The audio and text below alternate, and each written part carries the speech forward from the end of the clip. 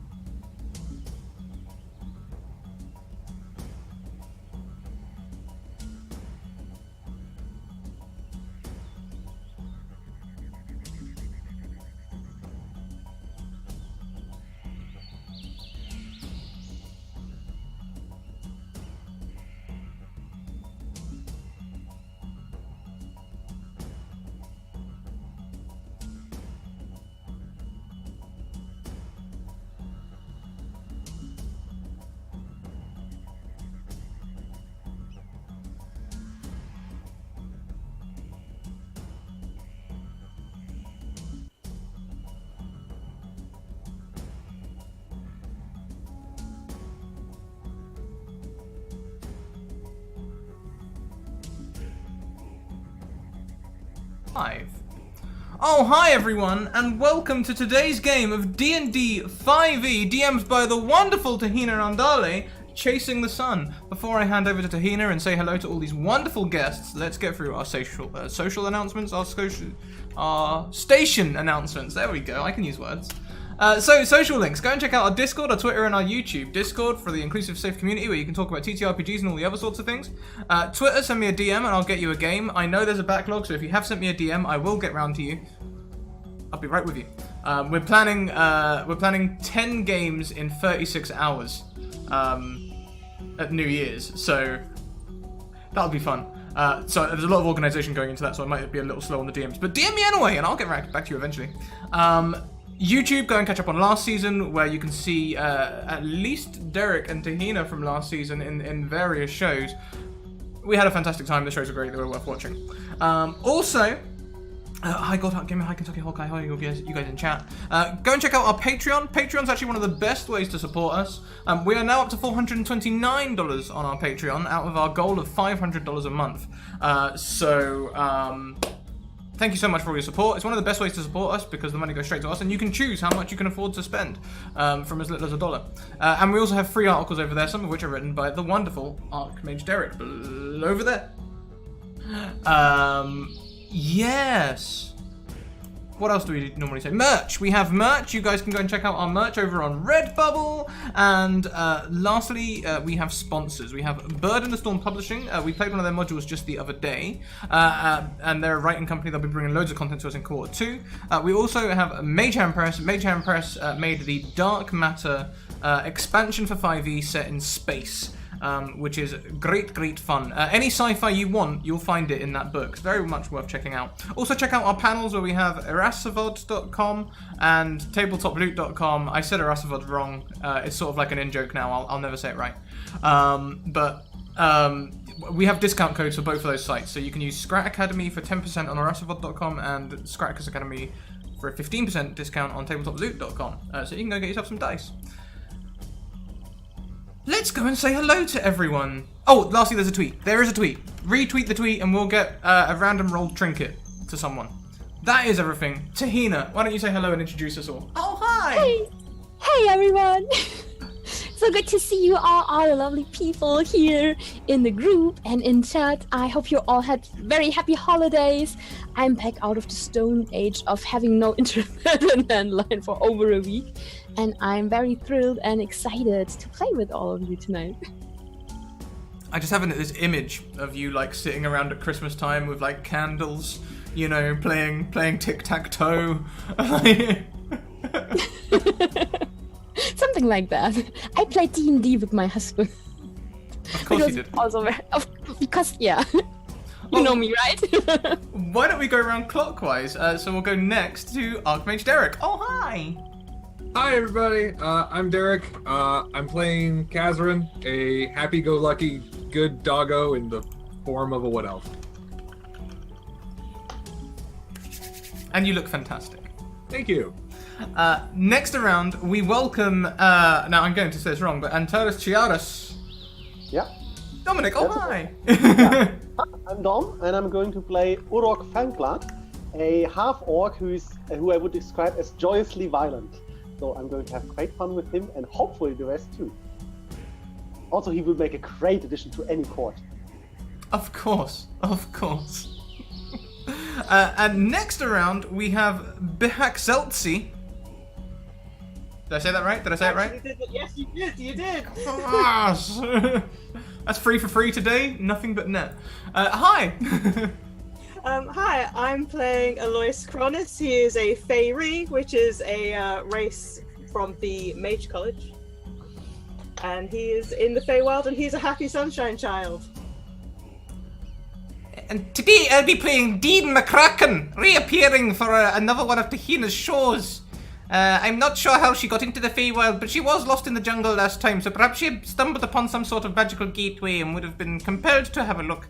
But yes, hello, Dean McCracken. Welcome, everyone.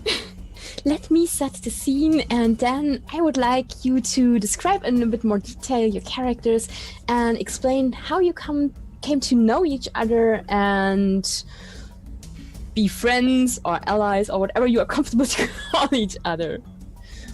You are in the deep Feywild, perpetual twilight around you. You are in the middle of this vast meadow surrounded by an enchanted forest. It's hard to tell the time because you can't actually see the sun. It's just, seems always to be enough light to see. On your left-hand side, there is the Sally court, the she, the summer fae. Titania herself, the queen of life and sunlight, is holding court there, surrounded by her courtiers fawning over her. And on your other side, there is the winter court, and the very menacing queen of air and darkness sits brooding on her throne made out of ice, surrounded by courtiers of her own who look way more menacing and less happy than the summer court fae. And also quite a throng of hounds and winter wolves and other, beasts. Let's say it like that. There have been tables heaped high with all kinds of festival food. There is music playing of the best bards that the Feywild can produce, and the very well-trained ear of Alice can tell that this is the first-rate musicians being at work right now. Some of the Fae are mingling, and like a buffer between those two courts, there are the unaligned, the green Fae, who look, some of them look less humanoid than her high court brethren. You can see men with antlers and women with fawn-like legs, and some creatures that, seem to have sprung out of fairy tale. Over you, there is the court of the pixie and sylphs and sprites are dancing and being merry. They steal food and drink from the tables below, and there's just this cavalcade of fey life and merriment all around you.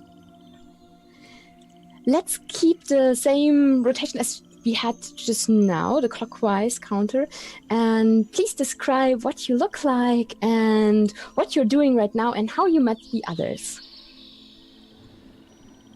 Okay, so, so Kazran sits among a lot of the musicians of the Feywild. He himself is an entertainer. I was raised by wolves, so they taught me how to sing, and then later on, this really nice dwarf that I know, he taught me how to play this instrument called a kenna. It's sort of like, what would you call it? The humans call them flutes, but you hold it under your lip. It's really complicated. But so I'm asking them to teach me new songs, but I don't have as many fingers as some of these guys, which is weird. But I'm trying my best to make it by. Seeing as it's sort of a mixed weather, I wear a bunch of furs, mostly blacks and browns, and other really natural colors. My hair is constantly, despite how finely combed it looks, because they told me I had to look really fancy and really nice today, it's usually a mess. So by the end of this, it'll be back to being matted and messy and everything that I can't control. But that's okay. I'm basically just enjoying myself, sitting among all these people who can teach me so much about music and entertainment and the forest, and it's perfect here. And how did you end up here? You have been traveling around with a circus through Steranesti, the island of Steranesti, not the setting. What happened to make you appear here in the Feywild? Well, I heard his voice. It was really piercing because I have really good hearing. I was kind of taught to listen to the world around me by my wolf family. And so I heard this really shrill, high-pitched voice, and of course my canine-inspired ears would totally catch on to it. I followed that lady, and it would totally be referring to Lydia. Mm-hmm. I can hear her voice from like 8 miles away. It's great. I always know where she is. Fantastic. Are we popcorn initiativing then, or are we going around? Yeah, let's just change it up and switch over to Dean McCracken because that was just such a good Segues nicely. segue. Yes. First of all, thank you, Kamzanox, for giving me 1 temporary HP. Thank you. You will need it. That's not Maybe. foreboding at all. Yes, no, Dean McCracken. I've had this. Well, he's a good enough. It could be a good student following me around. However, I'm mostly here trying to figure out where they do their schooling and how I can get back to my university.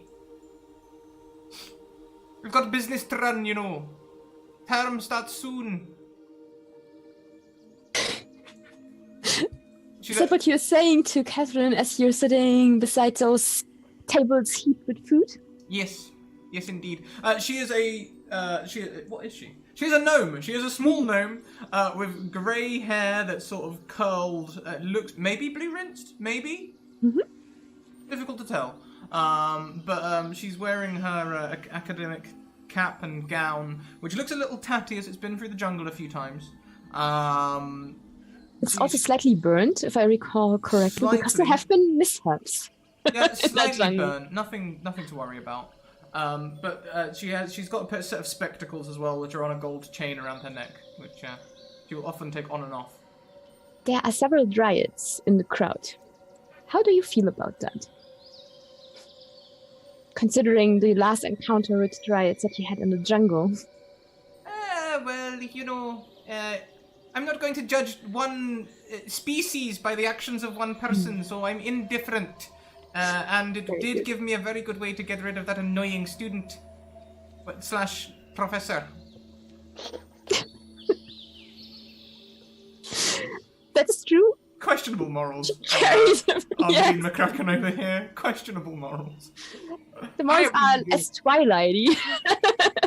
I have no idea what she's referring to. But she looks cute and adorable while she says it. So, yeah, let's maybe go with Urok, because he also comes from Steranesti. And how did you end up in the Feywild? How did you meet the others? And how do you feel about them? I met this young wolf pup guy who talks a lot, and then I met a small girl who also talks a lot, and I don't understand. But she said something with queens, and queens are good, like mom. So I followed him. And now I'm really happy, because I have this huge chunk of meat, and there is this bug ogre I'm trying to wrestle. And I'm slightly unhappy, because I only have 2 arms. And now I need to decide, do I put down the meat or the meat? I'm not sure, but I'm really confused. But that queen, that black queen, looks good. She needs a good queen guard, not those twiggy people.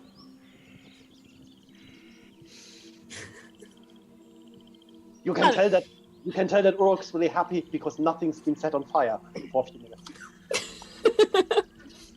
Fantastic. Sounds like he has a good time. And Alice, how did you encounter the impromptu adventuring party that stumbled into the Feywild due to the very high wild magic that sometimes happens because of the sleeping child resting at the bottom of the ocean in Steranesti? I'd say that I've met the others because I'm filled with wanderlust and I like things that are different, but I've spent most of my life in the Feywild surrounded by Fey. So when people who are not from the Feywild end up there, I kind of just seek them out and also try to keep them out of trouble because the Fey are tricky and they like to cause chaos with people. So try to keep people out of trouble, being more acquainted with the area they found themselves in, and also try to maybe keep them from causing offense as well. Oh, you will have your work cut out for you. I say, hands full.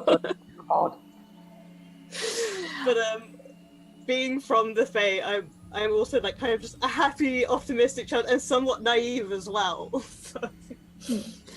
You are the only one who knows why they are here, actually.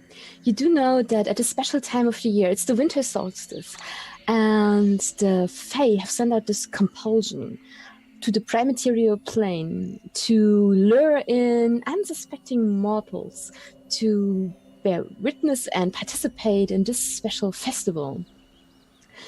As basically the winter and summer court battle to find out how long it will last, or how long winter will last, and how long it will take till spring may return to the world.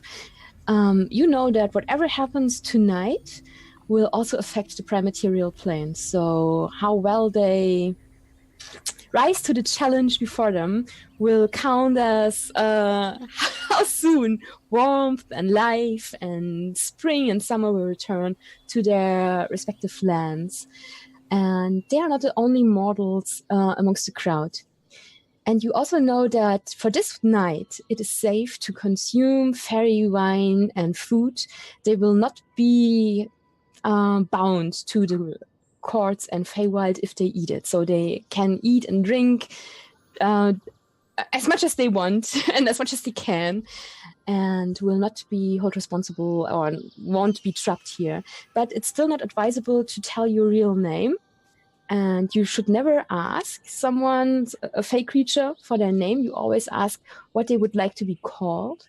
And you should never thank the Fey, especially not the High Court Fae, because they would take it maybe as an obligation that you are admitting to and would try to bind you to their service. So you've tried to get that through to your new companions, but you're not sure on how fruitful that endeavor has been so far.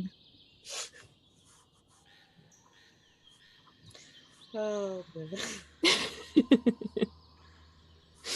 So there are servants, some of them seen, some of them unseen. They they fill up your cups. They offer you more wine. Uruk, who has his arms already full, has this heap of things before him because he just nods when they are offering. Yeah, give me. And there is dancing. Now and then someone tries to come up to to Dean McCracken, and does this, especially the smaller Fey creatures, and they bow. And would you care for a dance?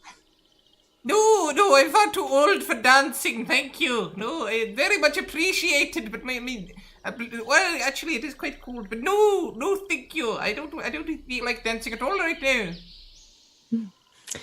The music's very good.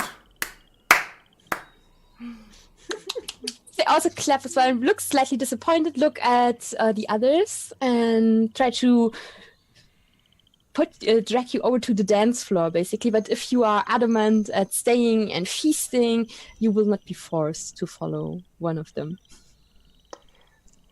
What would you like to do? I think Alois I would join in with the dancing, being used to it already.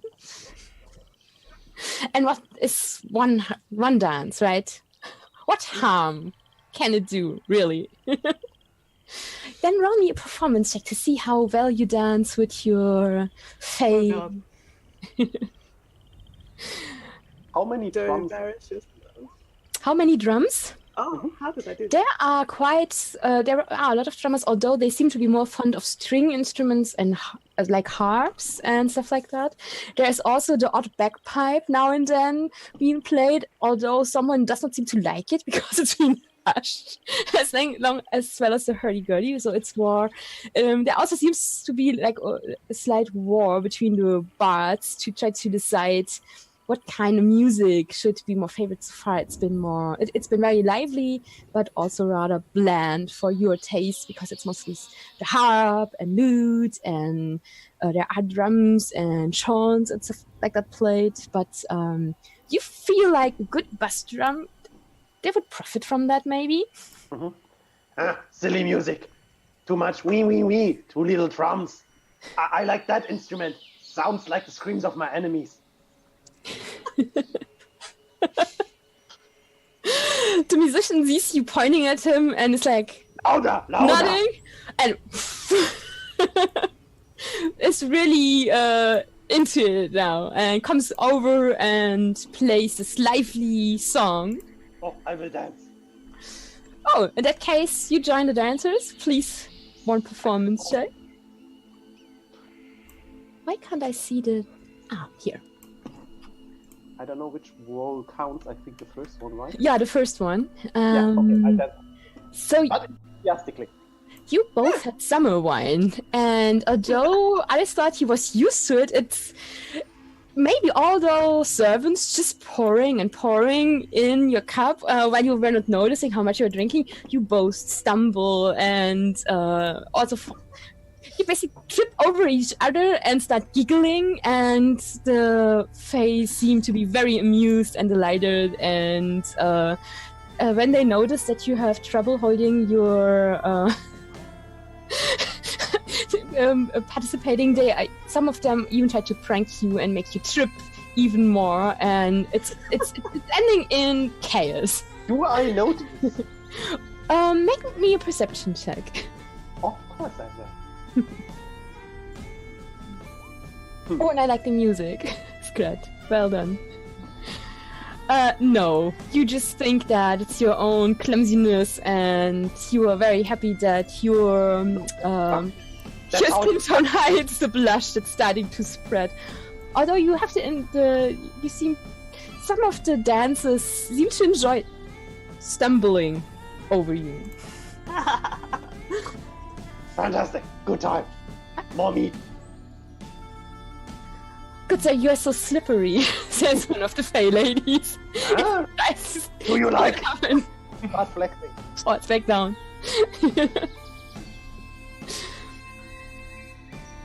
So it's merriment. What does Dean McCracken think about that pandemonium on the dance floor while that bagpipe player is standing uncomfortable close to your table? Is like.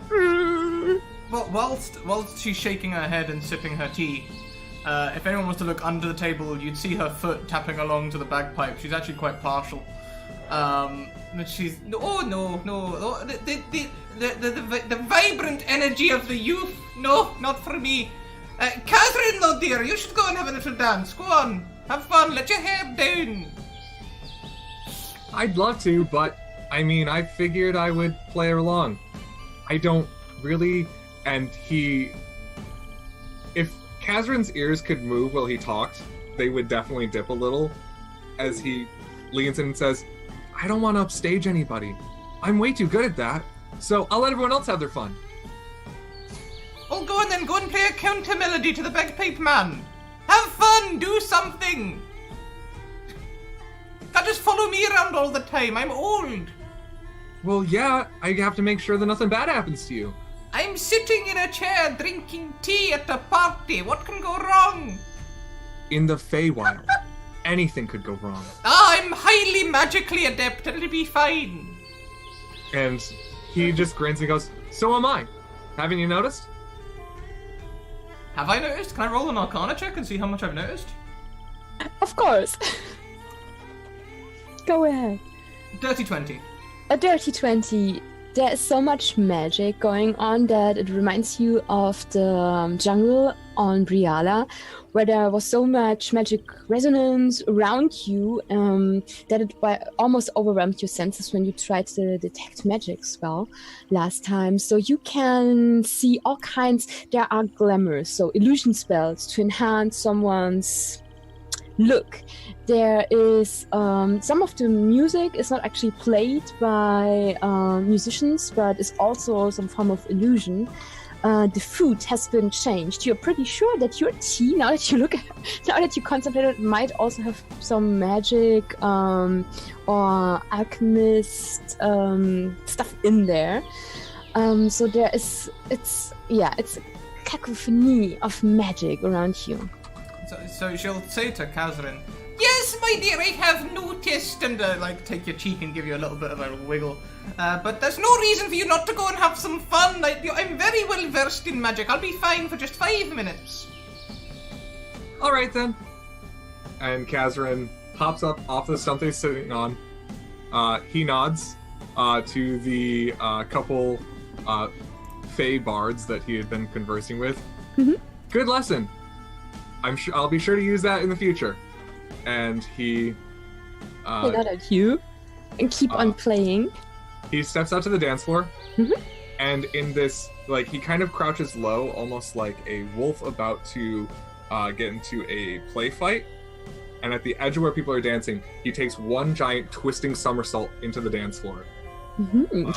I would like to see, for a somersault, maybe an acrobatics check or something like that. To see how well you jump in there and if you are going to end up on someone. Oh. You do well enough. I mean, there is also already confusion on the dance floor, so it's not hurting anyone. As he sticks landing, he goes, "Oh, not my best." And he just, "Oh my gosh, I could have crushed somebody." And he looks below him. "Nope, okay, we're good." They are too weak to dance. Yep, I'll pretend that I know exactly that that's a cultural thing and not just some really indiscriminate. Oh, jeez. But Kazrin will, as he's dancing and just kind of swaying to the music, he'll take out his kenna, which is actually an instrument of illusions, and he will begin playing along to the melody that is coming from the bagpipes. And as he does so, he creates a promenade of swaying and silent but howling wolves around him. Ooh. Roll me a performance check to see how lifelike they look.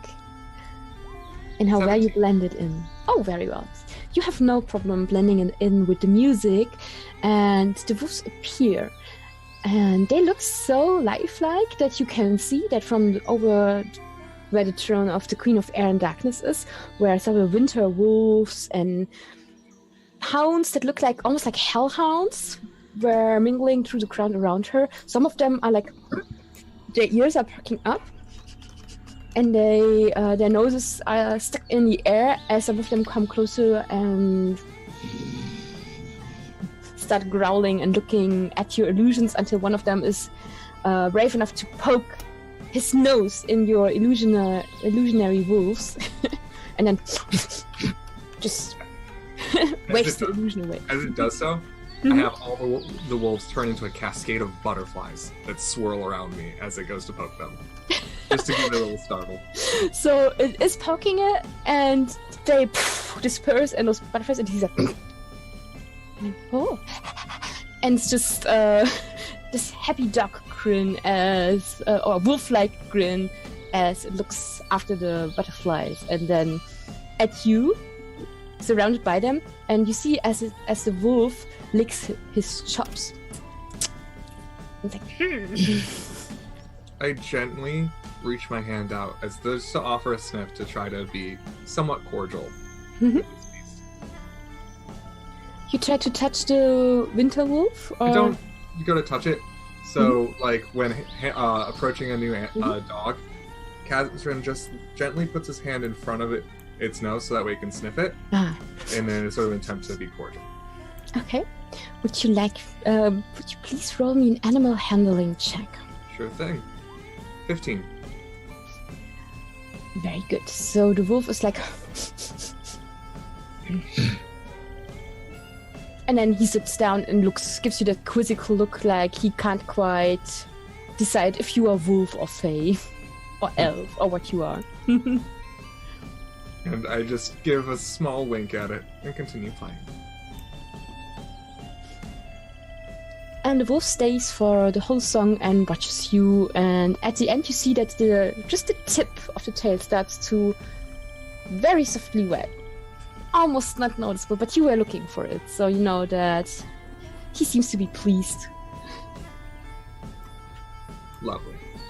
That actually makes Kazim very happy. He's like, internally, he's like, oh my god, I made a new friend! Fantastic. At the end of your dance, when all of you have been put back on your feet, when the butterflies start to disperse, wolves seem to be pleased. Both queens, like a silent command, stand up. And they look as different as could be. Titania has this cream and peaches, slightly golden looking skin, and her eyes are this piercing blue of cornflowers or a summer sky in August. And her very long, wavy, reddish gold hair falls almost to the ground over her blue and gold dress. And she stands up, and it's as if the sun rises in the sky behind her. As the Queen of Air and Darkness, on the other hand, rises, she's as pale as bleached bone, or snow, or a bare cliffside, and her eyes are pure black. And it's, if you look close enough, you can see a starburst in their depths. Her hair is black, and she has some white dresses in there as well, and her dress shimmers like a frozen over lake or river at midnight. And there's just this waft of cold as she also stands up. And in the middle of the crowd, there's one unaligned fae. You know, Alice knows that he's called the Lord of the Hunt. And he is this very tall and also almost kingly looking figure with this many antlered, like a stag, basically, the antlers on his head. And he's one of the few who wear weapons. He has a bow on his back and a sword at the belt around his waist. And he's raising up a horn like he's blowing a halali for the hunt. And the crowd falls silent, and you can see that the fae disperse and go to the respective courts that they pay fealty to, and you are left amongst other mortals and the unaligned fae in the middle. And the Lord of the Hunt raises his arms, in one hand still the horn, and says, "Greetings to the festival of winter solstice. Today we celebrate the shortest day of the year and the rebirth of sun. You have all been summoned to feast and celebrate with us and to partake in a royal hunt." And at his words, the Queen of Life and Sunshine, the Queen of Summer herself, raises her hands, and with one clap, there's this feeling of warmth and sunlight. You smell everything that you remember from very hot summer days. There is the smell of fresh shorn grass and of corn that is ripening in the summer sun. And just this feeling of warmth that's bathing you. And behind her throne, there jumps a stag that's completely white and glittering as covered in stardust, with antlers that have so many ants that you start counting it and have to restart and never are quite sure how many endpoints are up there. And it's basically does this turn around the summer court with this joyful prancing hops almost, and it seems to look over his shoulder at the winter court and the wolves with this "you're never going to catch me" look, as it does this last giant leap into the sun, the head put down as if for a bull rush, and seems to just rush into the sun. And when you see it again, you can see the stag hiding or running towards the dark forest. The sun in the middle of his antlers being carried like just a children's play toy, like a golden ball or sphere, and the jumps don't longer seem as playful, but they seem very businesslike as it's trying to gain space and get away from the crowd. And at the same time as the stag is starting to rush into the forest, the Queen of Air and Darkness smiles with menace on her blood-empty pale lips, and she just gives this whistle. I'm not going to do it because headphone users, I feel you, but she's giving this piercing whistle, and all of the hounds and wolves start to gather in this huge pack, and this of all the wolves and their song of hunt is mingling with her piercing whistle and one last horn blow of the Lord of the Hunt, as they also rush towards the forest.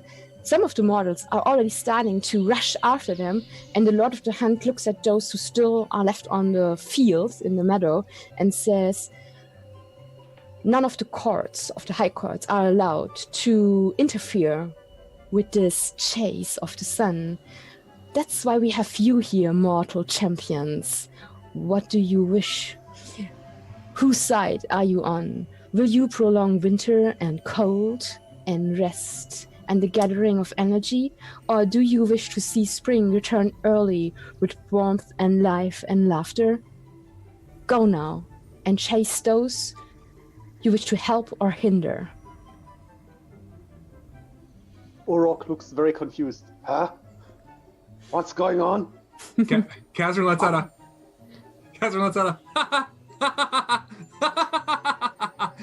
conjure animals. It's an entire pack of wolves. Okay. Which, let's see, how many can I summon? Let's see. I believe they're, so wolves, I believe, are CR 1/4 creatures? Wait a second. I think they are. that yeah. So I summon 8 wolves. Ooh, with your own pack. Yep, all white. I just kind of, what do you think I'm here for? And as I step forward, there's about, a 6-second interval as Kazran is clearly pausing for the sake of dramaticism, as he is an entertainer after all. And I wild shape to look like the rest of them, and we bolt after them. Okay. Are you waiting or seeing what Lydia is doing? Your small charge? Does not care. Okay. He's got other doggos, and he's off. He's chasing cars now. Okay. So you see your druidic friend summon his companions, and they're gone. What are you all doing? Okay. Puppy boy is gone. I'm looking at confused. Huh? Do we go after him? Yes, I believe we do. But first of all, I'm going to need to saddle up some kind of donkey or something. There's no way I'm running around the forest. Problem. I grab her and put her on my shoulders. Oh! Go! This is most indecent! Trying to rearrange her gown. So sitting on top of a drake skin magic cloak. One of the courtiers of the unaligned Fae says to you, because you looked a bit confused, as he seems to be readying his weapons, and he says, whoever you're going to help in this chase, if you do it well, you will carry favor with the queens, or the queen that you help. And then is also summoning a fine elven steed, jumping on its back and rushing into the forest as do the others. That paladin trick of find steed, I should really learn that someday. Yeah, that would be really good. Well, which one do you want to chase? I don't particularly mind winter or spring. It doesn't really matter. You can do magic in both.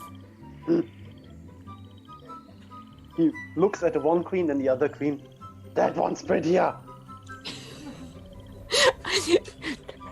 Chat wants to know, I guess. I want to know on which queen were you pointing out? Well, not the sissy one. I see. And what about you there, Alois? I'm more inclined to help the summer court myself. Who doesn't like spring? And can we tell which way Catherine ran?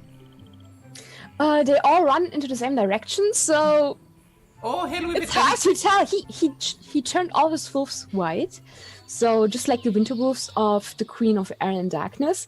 It's hard to tell if that is just a personal preference or if it is already showing some favoritism. Well, if they're all going the same way, let's just start chasing and we can decide later. Go on, what was your name again? Urok, go! Yeah! Okay. Urok, one. Onward, mighty steed! Like she's taking up 2 clubs from your hair, she's like, go! Do we need to fly? What? Fly? Yeah, No, I don't know how to cast fly. I do. I have lots of magic. You do? Yes. The great Titan volcano gave it to me. See? Well, go And on then, let's be flying with us. I haven't flown Okay. in some time.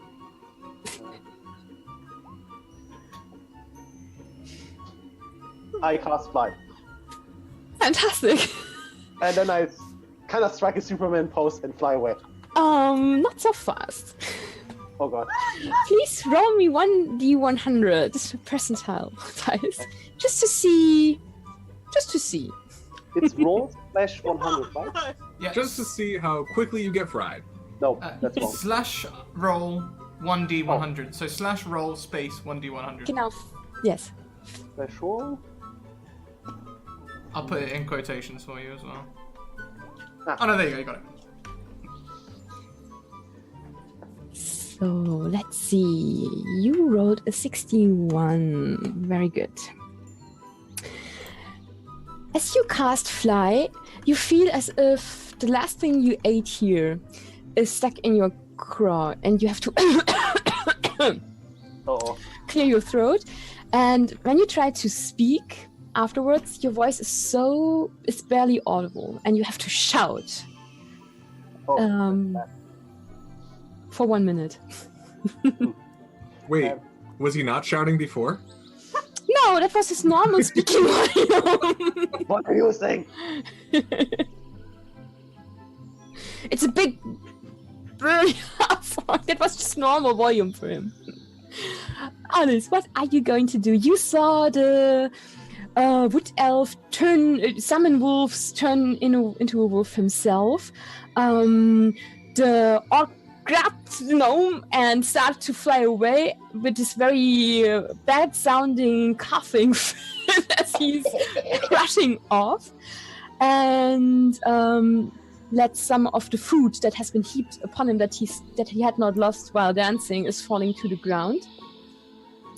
And the Queen of Summer is, and some of the courtiers from the Summer Court are looking at you and nodding and like making this shooing motion. Like, what are you waiting for? Go and do something. Being that I have wings, I fly after them. Totally intending to aid the Summer Court in winning, so Perfect. possibly planning to get in the way of Uruk's plans, but mostly to see what they're doing and if I have to sabotage one or more members of the group. Since you know Uruk, it would be pretty easy to convince him of the difference, because you know that he's kinda trying to court some queen for not really clear reasons. Also, for a lot. So you're a bit confused on that. You remember having the first evening you met him, and you were already both in your cups over meat. You remember him saying some very confusing stuff about court and courting, and you're not quite sure if he realizes that there's a difference between those things. So, yeah. Poor guy thinks he's on a dating show. Yeah. Something like that. I'm sure I can use it to my advantage and perhaps hopefully not let him make too much of a fool of himself, but use it to my advantage. Fantastic. Can you describe what your wings look like? So Alois has blue and purple fairy wings. There are 3 segments on each side. There's 2 upper segments and 1 lower segment. They are basically just fairy wings, but they're kind of a translucent purple blue. Oh, sounds lovely. And you also have horns, right? Yeah, Alois has like curved antlers that curve up. So it's probably a good thing that Kazrin didn't land on anyone because that would have hurt. Yeah. As you rise into the air to follow them, you see that some of the sprites and pixies have recovered their surprise from seeing that orc lift off and flying. And some of them are holding onto your antlers, and as you are flying, they go like, whee! Because you go much faster than they could. And they seem to just, for them it's just fun and giggles, and they shout encouragement into your ear like, faster and do a loopy! I go and do a loopy. They seem very happy and pleased, so you are basically flying in this cloud of hay glitter.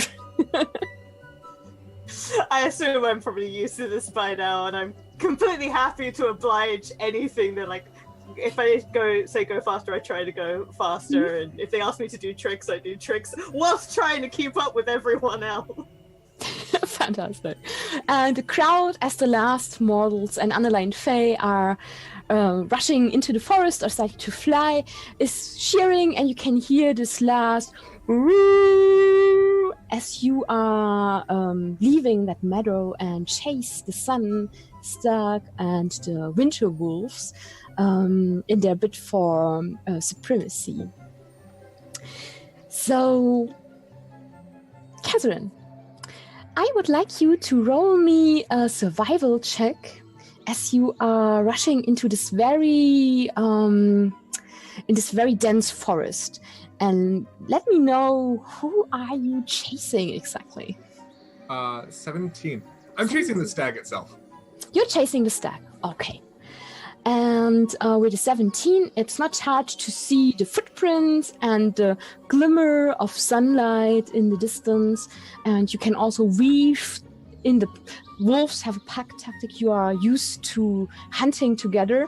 And so you're weaving through this dense forest, sight on your prey. And you also see to your left and right others that are giving chase. Some of them even are trying to... One of them is a rider on a black horse, is trying to throw a net over you and yours. Would you please roll me a dex check for you as a pack? All right. 15. 15. Very good. You're 9 wolves right now.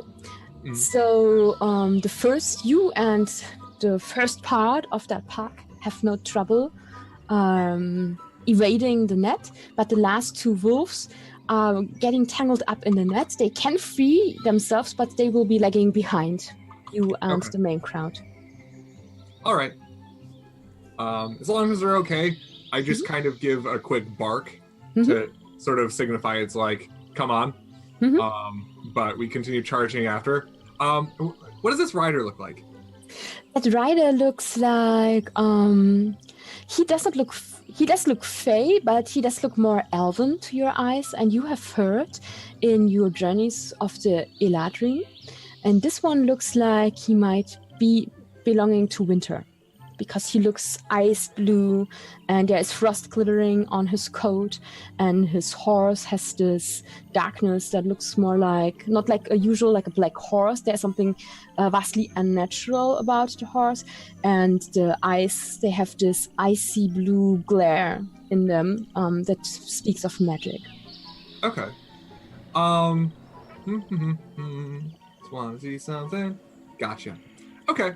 So as he throws the net, I want to duck under his mount, come on the other side, and then because I am acrobatic as all hell, I'm going to I want to kind of like jump parkour dog, you know, like the sort of like frisbee catching agility dogs.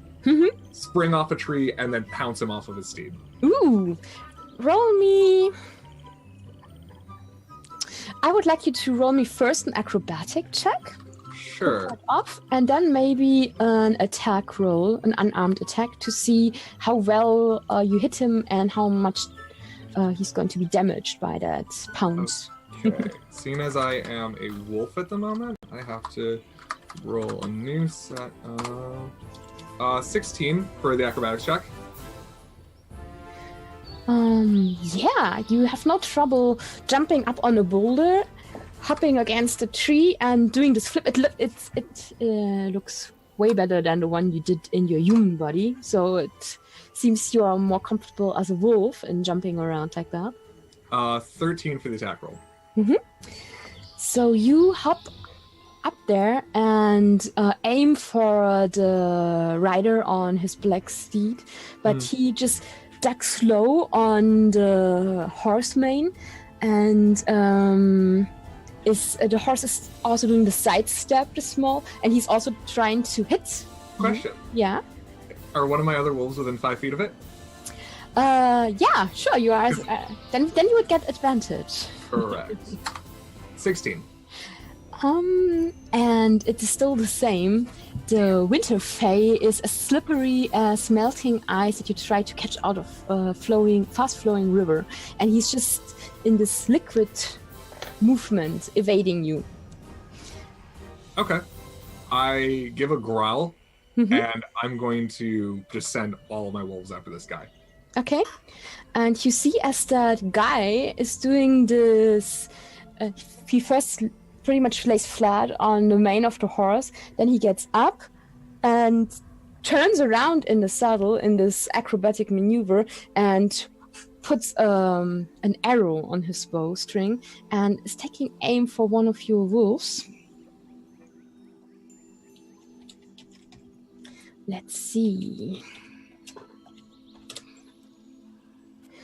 And I'm guessing a 23 is hitting your wolf. Yeah, unfortunately. Poor puppy. Poor puppy. No. And it deals 10 points of damage as this arrow that looks mostly like a shard of ice is hitting your wolf right in the flank. Okay. It still has 1 hit point left. Unless you want me to roll for their HP individually, which might be time consuming. Nah, it's okay. Yeah, so it's got 1 hit point left. As Kazran sees that, like in the sort of like internal dialogue, he just kind of like looks back, and there is this, "You motherfucker!" And I give out the call. Just everybody converge on him. Okay. So all the wolves are trying to rush that rider on the horse. Yep. Let's One of the wolves. Yeah. Okay. I was just, but I would just kind of like try to give the impression just go for the horse. All right. And all the wolves are rushing after the steed and try to go for it. But let's pan over to the flying half-orc with the gnome on his shoulder and the fairy who has this cheering sprites and pixies in his horns following close behind them. We have also hit 10 retweets, so there'll be a random assigned trinket. Oh, I'm going to roll 1d1, and Derek is going to be 1, Dominic 2, Liz is going to be 3, and you are going to be number 4. And let's see who will get that trinket. So that's for Dominic then. And Someone likes Orok. yeah, maybe it's a trinket of favor. 73. The trinket is a necklace made from colorful glass beads. And you will find them as you have the gnome on your shoulders. Your hand brushes against something cold that and glittering around your neck. And when you look down, you see this Mardi Gras like Very glass pretty. necklace. It glitters very pretty. It looks like there are snowflakes captured inside He likes me. Translucent tweets. I'm sure she does, laddie. Now come in, let's get down there where the stag and the wolves are. Can you burn that forest? You're a mighty wizard, right? It would Well, be much yes, easier if there was no forest. Just burn up. I could burn the forest, but I don't think that would be very good for all of the people involved. I don't suggest burning the forest. I too am uneasy about burning down the forest, but yes, it's possible. Why don't we hold that in reserve and see how we go to begin with? No. Oh well. Always good to have a backup plan, laddie. She like pats your head.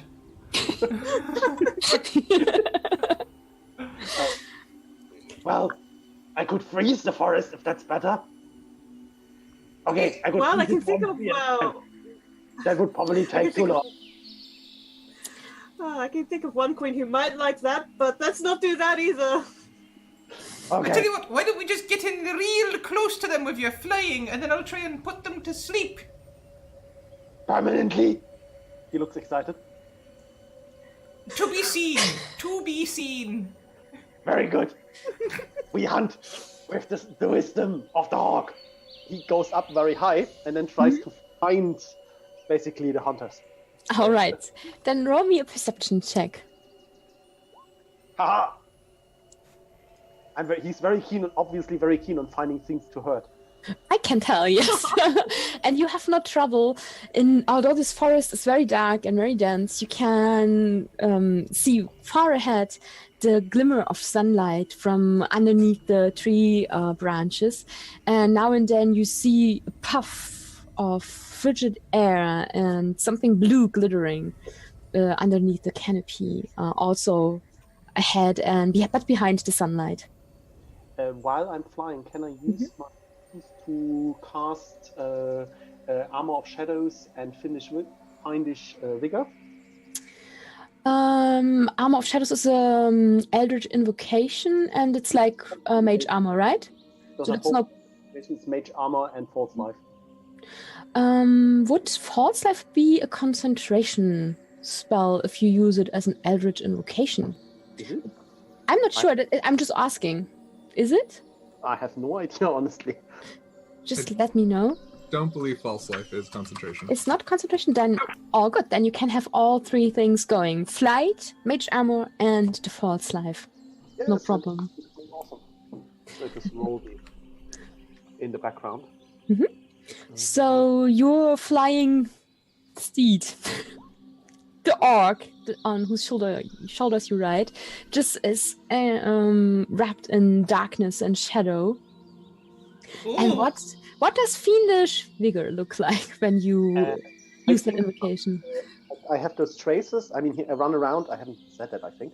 I have a loincloth made of leather and really artistically embroidered and stuff. And a cloak made of drake skin and some jewelry, but nothing else. And I have like a kind of war painty patterns on my drawn onto my body. And when I use the Fiendish Vigor, they kind of start glowing. And as you said, I get this shadowy armor thing, which just wisps off me. Looks very menacing. Also, he keeps flexing while flying. Because there's the one woman there, right? To impress. And she's even sitting on your shoulder, so she can feel your muscles I'm both. not sure what you're doing down there, but please stop it. It's awfully uncomfortable. Just hug me tighter. Whoa. Yeah, and you following them in your cloud of pixie dust do see just the shadow wrapping around him and can hear that conversation. Also, you can very well hear Uruk because he yells. His voice is pretty loud and can be heard easily, but he's really... That's something else. That volume. It's like he's talking through a megaphone or something. I'm just kind of kind of like not totally ignoring what they're saying, but keeping enough attention to like intervene, like such as like when he wanted to burn the forest down. I want to be keeping an eye out for hunters that are clearly aligned to the Winter Cult, or anyone who is on that side of things. Very good. Then please also roll me a perception check, please. Ah, not one. Oh no! Yeah, you are surrounded by this pixie dust, and there are cheering pixies and sprites tangled in your hair and sitting on your antlers, and one of them is patting your temples like, you're good! You're so fast! And it's very confusing to see anything. And while you are distracted, Oh no.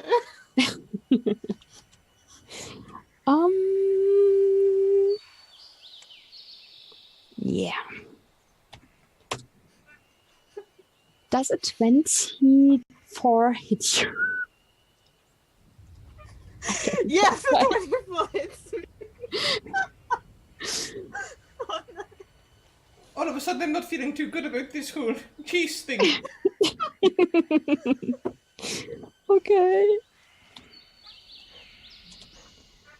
You're going to take 13 points of bludgeoning damage as suddenly a boulder is being thrown out of the forest, and it's like it is swung from a ballista, or rather a catapult, and it's arcing through the sky and hits you.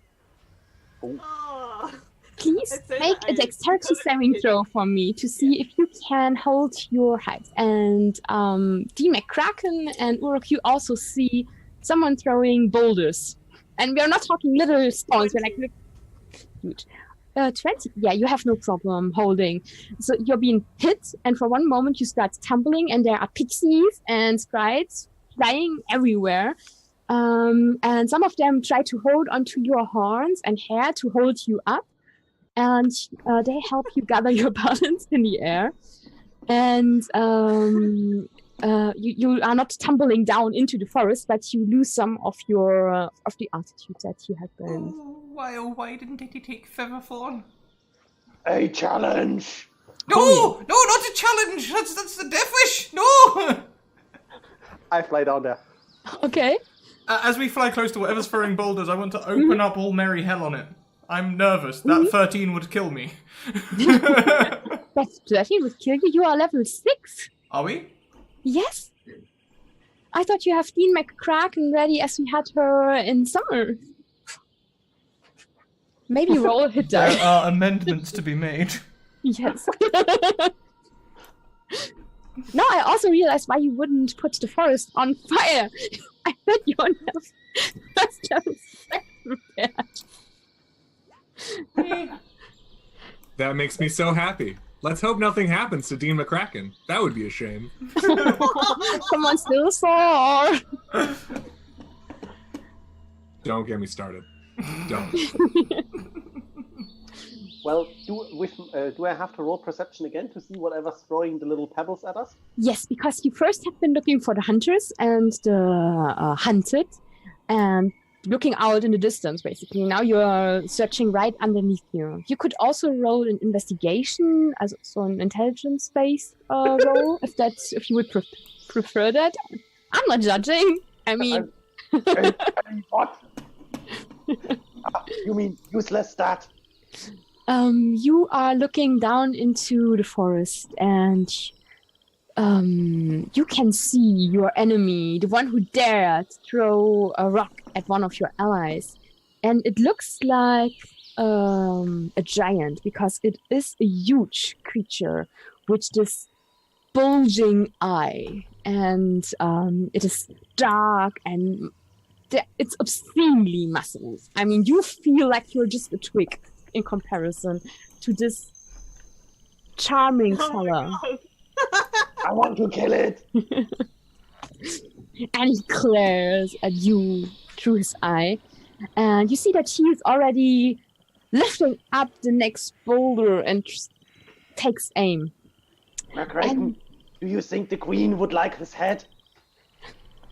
Well, why not, Sonny? Let's give it a go. And I would suggest let's roll all for initiative. That also means Catherine, please. So now that everyone is fighting, we can see who goes first and all of that. Uruk is too excited. Woo! Where was that nat 20 earlier? I feel like your pride has been hurt, and you're like, you tried to get me out of the sky, I'm going to get you. An 18 for Catherine. And a 9 for Uruk. Bad face. So...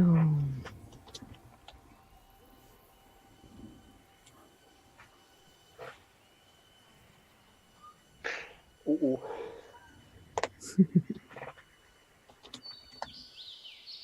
Are the wolves going in which together with you? Are you acting as a pack, Derek? Or would you like to roll for them individually? For sake of ease, you want them to go on my initiative? Whichever is easier for you, dear. I'm happy with both, but I think it might be easier if you just act as a pack and remember that you let all of your wolves have a turn. Right? Okay, you got it.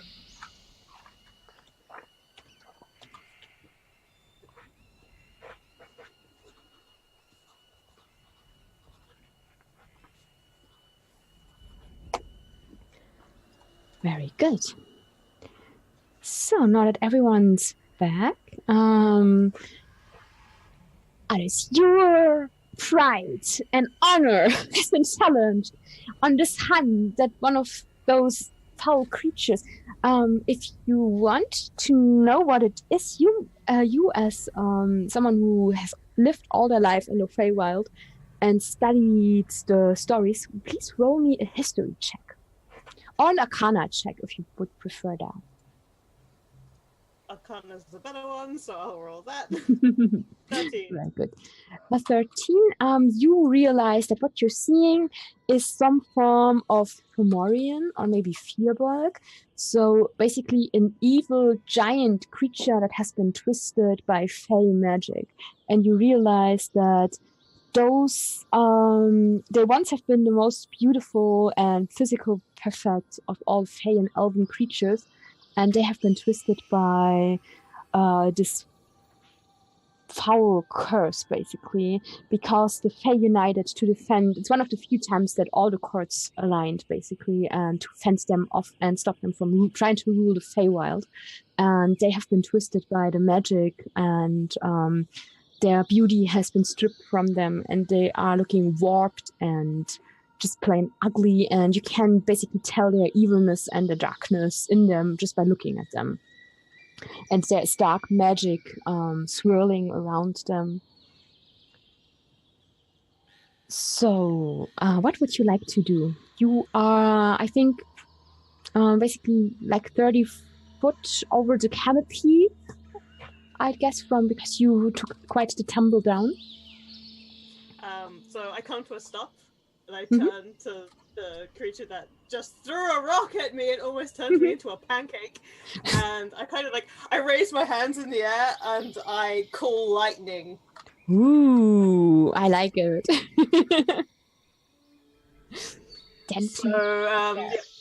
So I throw my hands in the air, and I have blue eyes, and they start to crackle as I basically call a storm that creates a 10-foot tall cylinder with a 60-foot radius, basically creating an entire storm cloud above me. And I bring one hand down to tell the lightning where to strike this creature. Then please do that attack.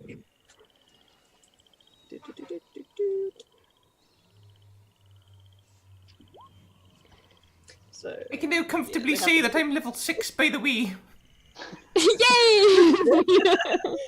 Well done. That was fun. So they have to make a DC dexterity save of 14 or take full damage. If they save, they take half.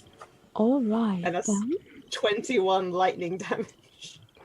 So he barely makes the save and takes 11 points of lightning damage then. And this spell lasts for 10 minutes. Ooh, sweet. So each turn I can use my action to call lightning down into any point I choose within, I think it's 120 feet.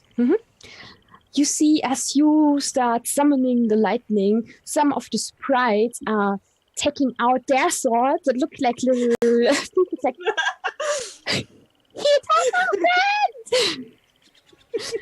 And they are rushing down in order to, we are going to poke his eye out! It's what they're yelling to each other.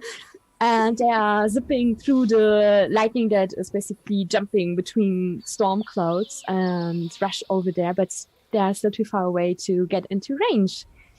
Next up is Catherine. You are a bit farther ahead in the forest, but you can suddenly hear the crack of thunder, and there is this sound as somewhere not too far lightning strikes the forest. There's the smell of ozone in the air. Okay. So, I just remembered, by the way, all of my wolves actually have an extra 4 hit points because I'm a Circle Shepherd. They get some of them stronger. So my wolf, who I've named Malum, I have gone through and named all 8. Makes it hurt so much more when I kill them. Yeah, what? Oh, you better not. Yay. So each of them have an extra 4 hit points, which is good news for me. So, as we are running along... Yeah, and you're trying to drag the steed down, right? Yep. So, I'm going to have one of my wolves, who I've named Amaterasu, is going to touch first. Like the Japanese goddess?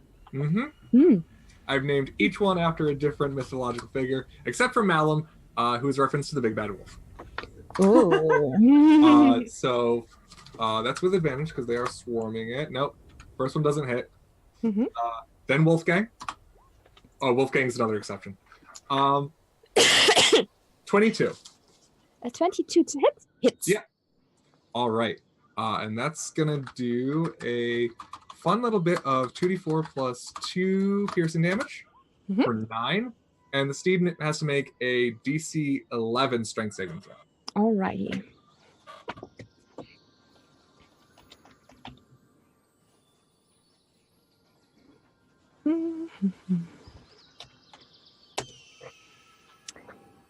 And makes it barely with a 12. Right. Well, that's okay, because I've got more doggos. So, Fenrir's turn. Fenrir gets a dirty 20. Yeah, that hits. Let's just make sure it's not a nat 20. Oh, okay. But still really good. Oh, wait, nope, sorry. That's the hitting. Let's do the biting. The biting and the chomping and the 4 points of damage. All right. So the first one was 4 points of damage and the other one was... 9. 9. So 15. Okay. Next doggo. Do I have to make another saving throw? Yes, it does.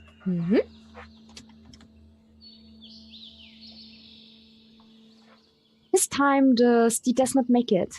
So basically with one wolf being gnawing on his haunches and the other one going for the unprotected belly, they both manage to, like lions dragging down an antelope or something, they basically pull the steed to the side and it gives this pained neigh as it goes down. Okay. What happens to the rider? The rider is going to... Let's see. Acrobatically jumping away from his horse. So he managed to pull his boots out of the stirrups in time and rolls clear of the threshing horse that is lying on the ground. Let's have your wolves make some saving throws of their own to see if they get under the hooves as the steed is falling to side and start to kick in all directions. Okie doke. So 3 dogs attacked. One's a nat 20 for Amaterasu. Wolfgang gets 15, and Fenrir gets a 17. Yeah, so they managed to jump clear as well as the steed is lying there and kicking around. I give I myself give another howl. Mhm. As I command basically whoever didn't attack, Malum, Anubis, and Skull, to take the dash action with me as we go blaring on ahead. As Amarak and Lupa will use their actions to get out of the net. Get what? To get out of the net that had been thrown on them. Ah, okay, yeah. So are you rushing away from the hunter to after the star, after the Correct. gold heart? Yes, I am. I'm going in this game of the gold heart. We are rushing after it. Yes. Yeah, sweet. All right then. So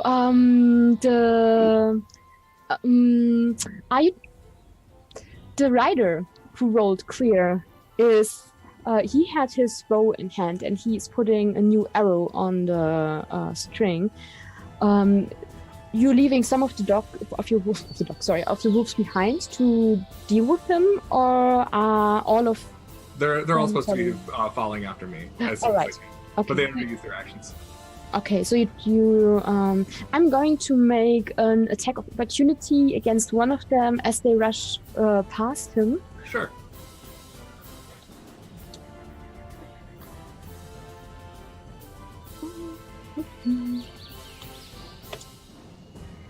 But I guess a 12 isn't going to hit, right? Wolves actually have. Oh yeah! Wow, that just barely misses. AC of 13 are what wolves. Ooh.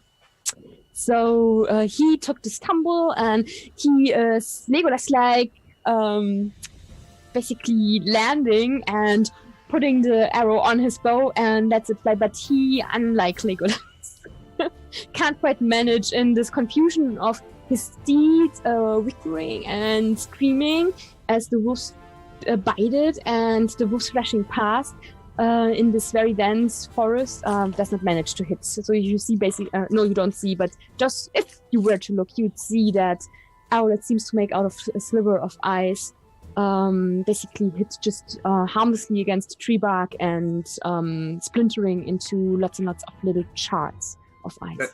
Then as a bonus action, the alpha wolf, which is me, goes and continues just going as fast as it can. Very good. All right then. The guy with the pretty evil eye is staring up at his prey. He tries to distract from this from the sun stack and is looking at you. And I need you. Wait a second. Wait for it. I need you to make me a charisma saving throw.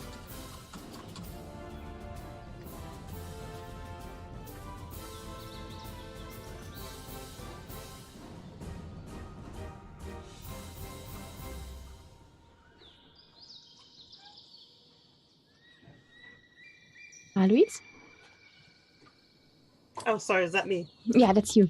He's giving you the evil eye. In the true sense of the word. Was that charisma saving throw, did you say? Sorry. 16. 16, very well. You can see him look at you with his bulging, yellowish jaundice, basically, eye, and you can feel as he tries to basically push his curse on you, but you shrug it off. You feel secure that your queen and court are standing, basically having your back, and your sprite and pixie friends are rushing onwards without being afraid, and you just shrug the effect off, and he just yells in frustration and anger. And then it is Urok's turn, and I think I skipped Lydia. What was Lydia's initiative? 11. So once before me. But Oh yeah, then Lydia is first. My dear Dean, you just saw that Fomorian trying to give your ally Alice the evil eye. What would you like to do?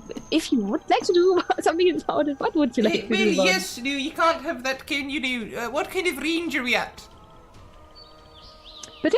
What kind of range?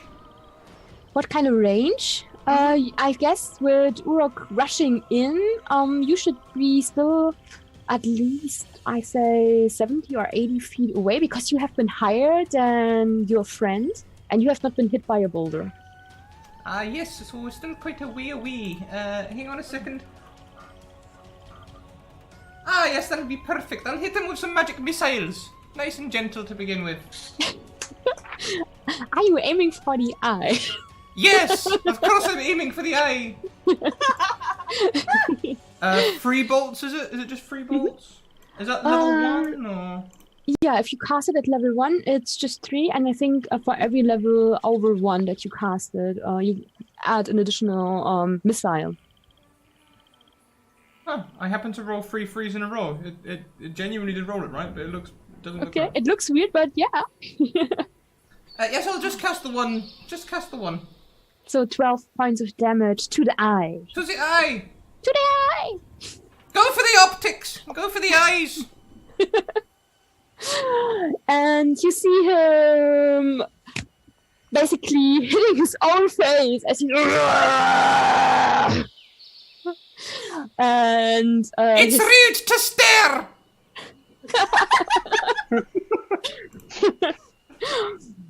And he calls something in giant that sounds very rude as he holds his giant paws over his face.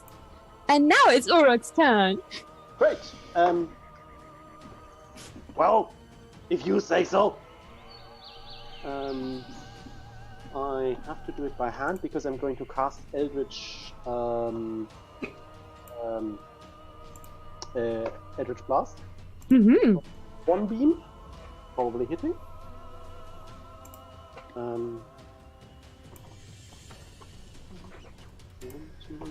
Is it already 3 or 2 beams at What? level 2? 2, okay. Should be Mhm. 11. No, probably just hitting with 1. I mean, he's a pretty big target, so the second one does look to hit at first, but then you see that his hide, his skin is so tough and almost bark-like looking that it does not seem to hurt him. But the first strike does, strikes true. Good. Great. I'm using my primordial ability with Search. And Okay. I added it incorrectly. Yeah. I use thunder damage. She brings the lightning, I bring the thunder. So I hurl purple energy at him, and then Okay. it explodes with a cacophonous boom. Ooh, sweet. And how much damage does the boom... how much damage are you 20, dealing? 21 in total. 21 in total, very good. Oh, yeah. He has taken quite a lot of damage, as you can tell. He is... there is this slight sizzling from the lightning strike, and he's still holding his eye and cursing, you guess, maybe? He, as I said, he speaks some form of giant dialect, and now the thunder seems to shake him as well. As we go back to the top of the round, and Alice, who's in the sky like a god of thunder and lightning.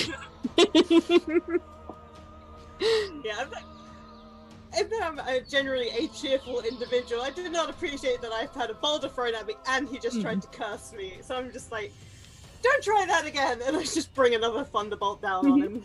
Very good. Go for it! That's 26 if he fails. It was dexterity or constitution?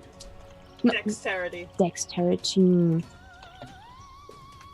This time he failed, so 26 damage. He does look quite hurt now. And he gives this undignified yelp of pain. Ugh! And still holding Next his time, remember eye. your manners! Very good. It's Catherine's turn, but you are basically out of initiative because you rushed past that Eladrin hunter and you are chasing the Sunstark through the forest. would you please roll me perception or survival, depending on if you want to hunt it by seeing basically sunlight streaming through the forest, or That is a number that is below 20 and below 2, conveniently. Just to give you a hint. there's this moment where you turned over your shoulder and gave this to that other hunter, and as you look ahead, you see just this giant oak in front of you, and you yelp and can just get past it. But for one moment, you feel like you were turned around, and you're like, which way? and you will need one round at least to reorient you and look out for the sunshine and the hoofprints of the creature you're hunting. Okay. Yeah, I just kind of give like a confused bark to the rest of the wolves, and they stop, their ears perk, and they all start sniffing. Like I just imagine like all in unison at once and just walking around in circles sniffing. Oh, that's so cute. Roll me a survival check with advantage because pack tactics. You Something got it. like that. I'll roll with the wolf stats because I'm doing the work because I'm an idiot. Okay, that should be fine. We're all fine here. How are you? Great. What the hell?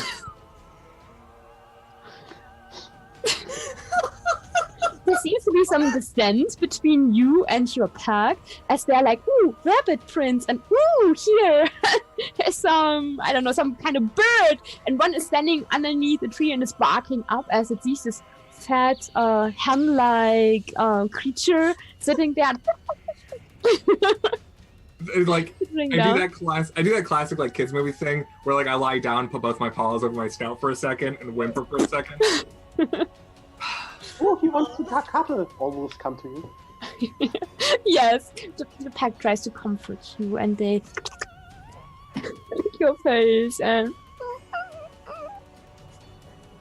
Yeah, I just kind of like brush up after them and just continue searching. So that's my turn. Yeah, that's your turn. Now it is my big guy's turn again, and I am going to. Well, this time it did not work that well, right? I'm going to not look, but just grab the next boulder and try to throw it. But I'm going to give him disadvantage because his eye hurts. And he does not see that well anymore. You need to get yourself some topical cream. So... I'm rolling really well, right? So I'm going to hit you again, I'm afraid. And I'm going to deal... Oh, he's gone. I'm not doing anything. I'm harmless. I just want to point out, of anyone I've ever played with, I've never seen so much, like, just constant, consistent damage as thrown out by any DM other than your games. And I'm rolling with Roll20. Roll20 is normally horrible, right? For rolling. Yup. So, yeah. I'm under half health now. Wow. Please make me a dexterity saving throw to see how well you can hold your altitude. 15. Yeah, you still manage to hold your position. You also, I mean, you do fall a few feet, so yeah, you have been about 30 feet from the canopy. Now it's like 20 or 15, but you don't plunge into the branches or tumble down to the ground. And then it is Lydia's turn. You saw that beast and the bullet was just whizzing past you and Uruk and hitting your friend again. I think I'll just cast a little bit of mage armor on myself here. Just looking at the boulder hit Alois and like, just mage armor, just a little bit of mage armor. I imagine that on this super buff half-orc with this glowing eldritch sigil that's on his body, wrapped in shadow, and this tiny gnome lady. I apply it like you do Vic or Vapor Rub. I'm just putting a bit of mage armor on. I was really hoping it was gonna be like bubble wrap or something, just preparing for the impact. Alright then. Would you like to do something as a bonus action? No, all of my spells are too powerful to be considered bonus actions. I see. I'll So break this the is not- campaign later. For now, I'll just sit back. Okay. I would like to think that when you cast Mage Armor, because you apply it like that, it also. Do you know that grandmas and all the ladies, though, that mint bombers that they like to eat? I envision that peppermint smell of all of, at least you two. So something very fresh and pepperminty goes on your shoulder. Old people smell as mage armor. Oh my god! The revelation happens to be.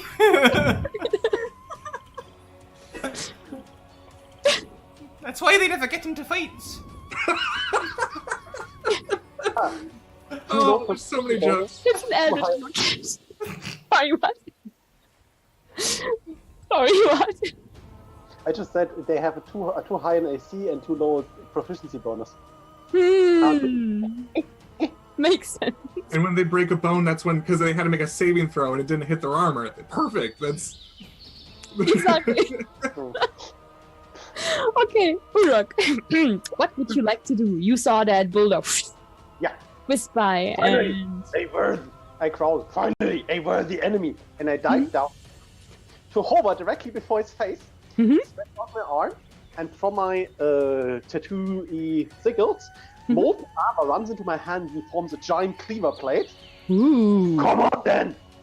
Fight me or flee! And try to intimidate him. I don't know if you can tell me if I have any chance of intimidating him. Or... I mean, roll for intimidation and I'll tell you for sure. No. He's just... This cursed fey creature giant just looks at you, and his eye, that was this jaundiced yellow, weird egg yolk color, is now red rimmed from the magic missiles that have hit in fast succession into his eyeball, and he gives you this stare and is trying to just swat you away like you would an annoying fly or insect. You accept my, sorry. You accept my challenge. I can't attack because I need an action to produce my Yes. Top of the round. Is slapping me away an action? Can I ask, this how would be- damaged does this creature Fluff. look? How damaged does this creature look? Does it look upset at all? It looks very upset. You'd say that he's not. He's on the brink of being bloodied. Okay. He's a mountain of it. So, Alice, it's your turn. What would you like to do? You have been hit by another boulder. You just managed to fan out your wings and stop yourself from tumbling out of the sky. So, this creature, right? Tried to hit you twice. No, he did hit you twice and gave you this evil eye. What would you like to do to him? So I'm going to use my movement to get 30 feet back up in the air. Okay. I was like, it's rude to throw things! And I just call down a third lightning bolt on him. Do so, please. And that's 15 if he doesn't save. And I'm also going to use my bonus action to, which is unfortunately is going to cancel out my other spell, to cast Healing Spirit, which calls forth a spirit to soothe the wounded. It's an intangible spirit that appears as a 5-foot cube. It looks like a transparent beast or fae, so it's probably going to look like the mini pixies that are encircling me. Where is the healing bit? The spell goes on for ages. Can I flavor it a little bit for you? Yeah, sure. For you, you have the impression as if the queen herself is touching softly your cheek and gives you this slight kiss on your temple. and you feel reassured, and this wave of positive energy is rushing through you and soothing your wounds. So that is... Where is it? So I'm casting it at level 2. And it didn't roll the dice for it. That's helpful. Oh, 1d6. okay. That does not really help, no. Where are we? 1d6. So 6! Perfect! See? The queen is with you. So that's 23. So back above half. Yay! Yeah. So you used your bonus basically- action, your action, and your movement, right? So yeah, that's everything for me. I'm done. But yeah, that'll basically heal me every turn that it's in range of me. Perfect. So you are being defeated by the Queen of Summer herself, and you dealt damage to your foe, and also try to get out of range. Now it's Carolyn's turn. Please try to find your prey. Okay, I'll roll a survival check.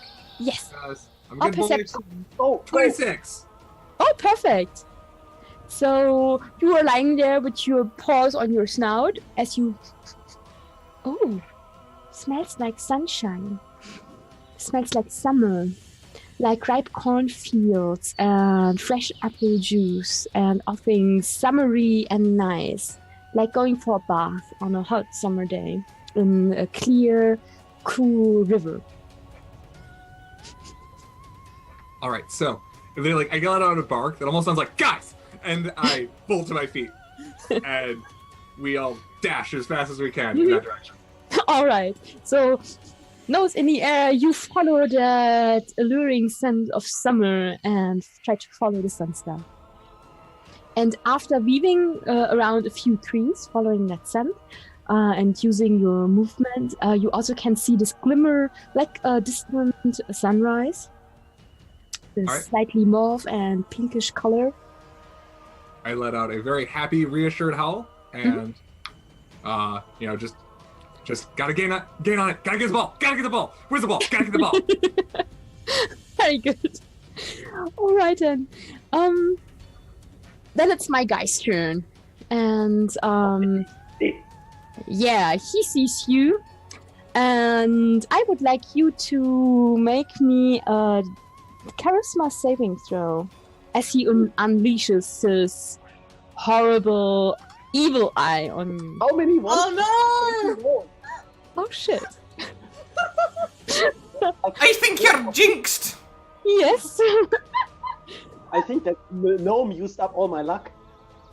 She does that. She does that.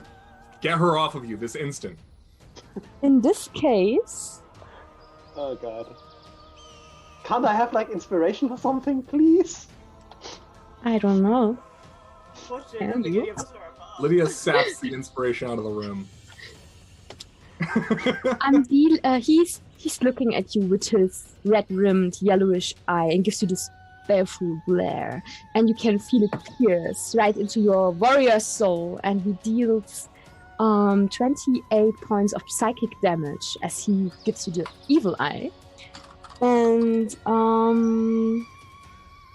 you can also feel, as he stares at you, your muscle tense, and some horrible bulges forming on your muscles that have not been there before, and they are absolutely not pleasing to the eye. Oh. You can feel his deformity.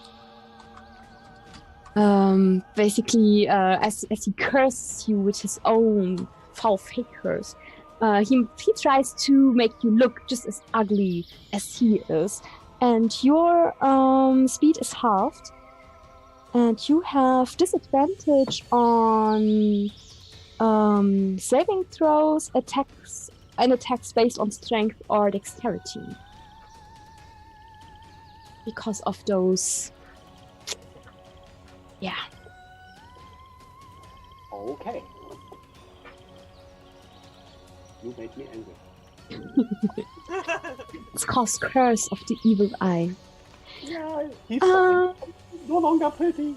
Lydia, you're sitting there engulfed in the smell of peppermint, and you can feel him tense again, and you're not sure if he's trying to pose again or what's going on, but there are some little nubs basically appearing on his shoulder muscles as you sit there like this.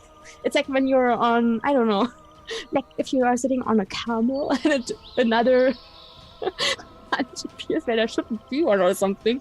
It feels very weird. It means that he has a hump. Most strange. However, slightly more comfortable. I've got a little bit of lumbar support now.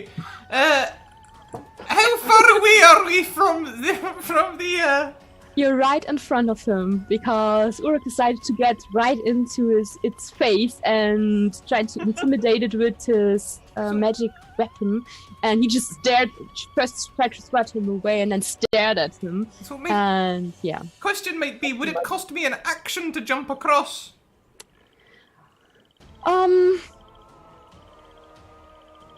No, let's say that's your movement. Hop over there. Excellent, I'll jump on the beast. Mm-hmm. But make me an acrobatics or athletics check to see if you can grab on to him and not fall to the ground. Maybe to 19. Wait, what? Perfect. So you jump and you have the feeling like this new hump that Uruk has.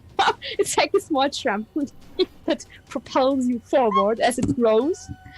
And you clamber up onto the giant's shoulder and can hold on without falling down. Now, holding on to it, I'm going to take a fireball like an egg and crack it on its head. Ooh! Please do. Now, the reason I am doing this with such abandon is because I'm able to sculpt my spells. Ah. Damn it! So me and Uruk are safe. Perfect. So he fails his saving throw, and the damage is 28, right? 28 fireball damage, yes. Oh, he seems to be on his last, yeah, as he seems very, very damaged as he stands there, his red-rimmed eyed, he's ablaze, and he's screaming in pain as he tries to cut out the fire. There we go, you can finish him off now whenever you want to just hop off and start walking away.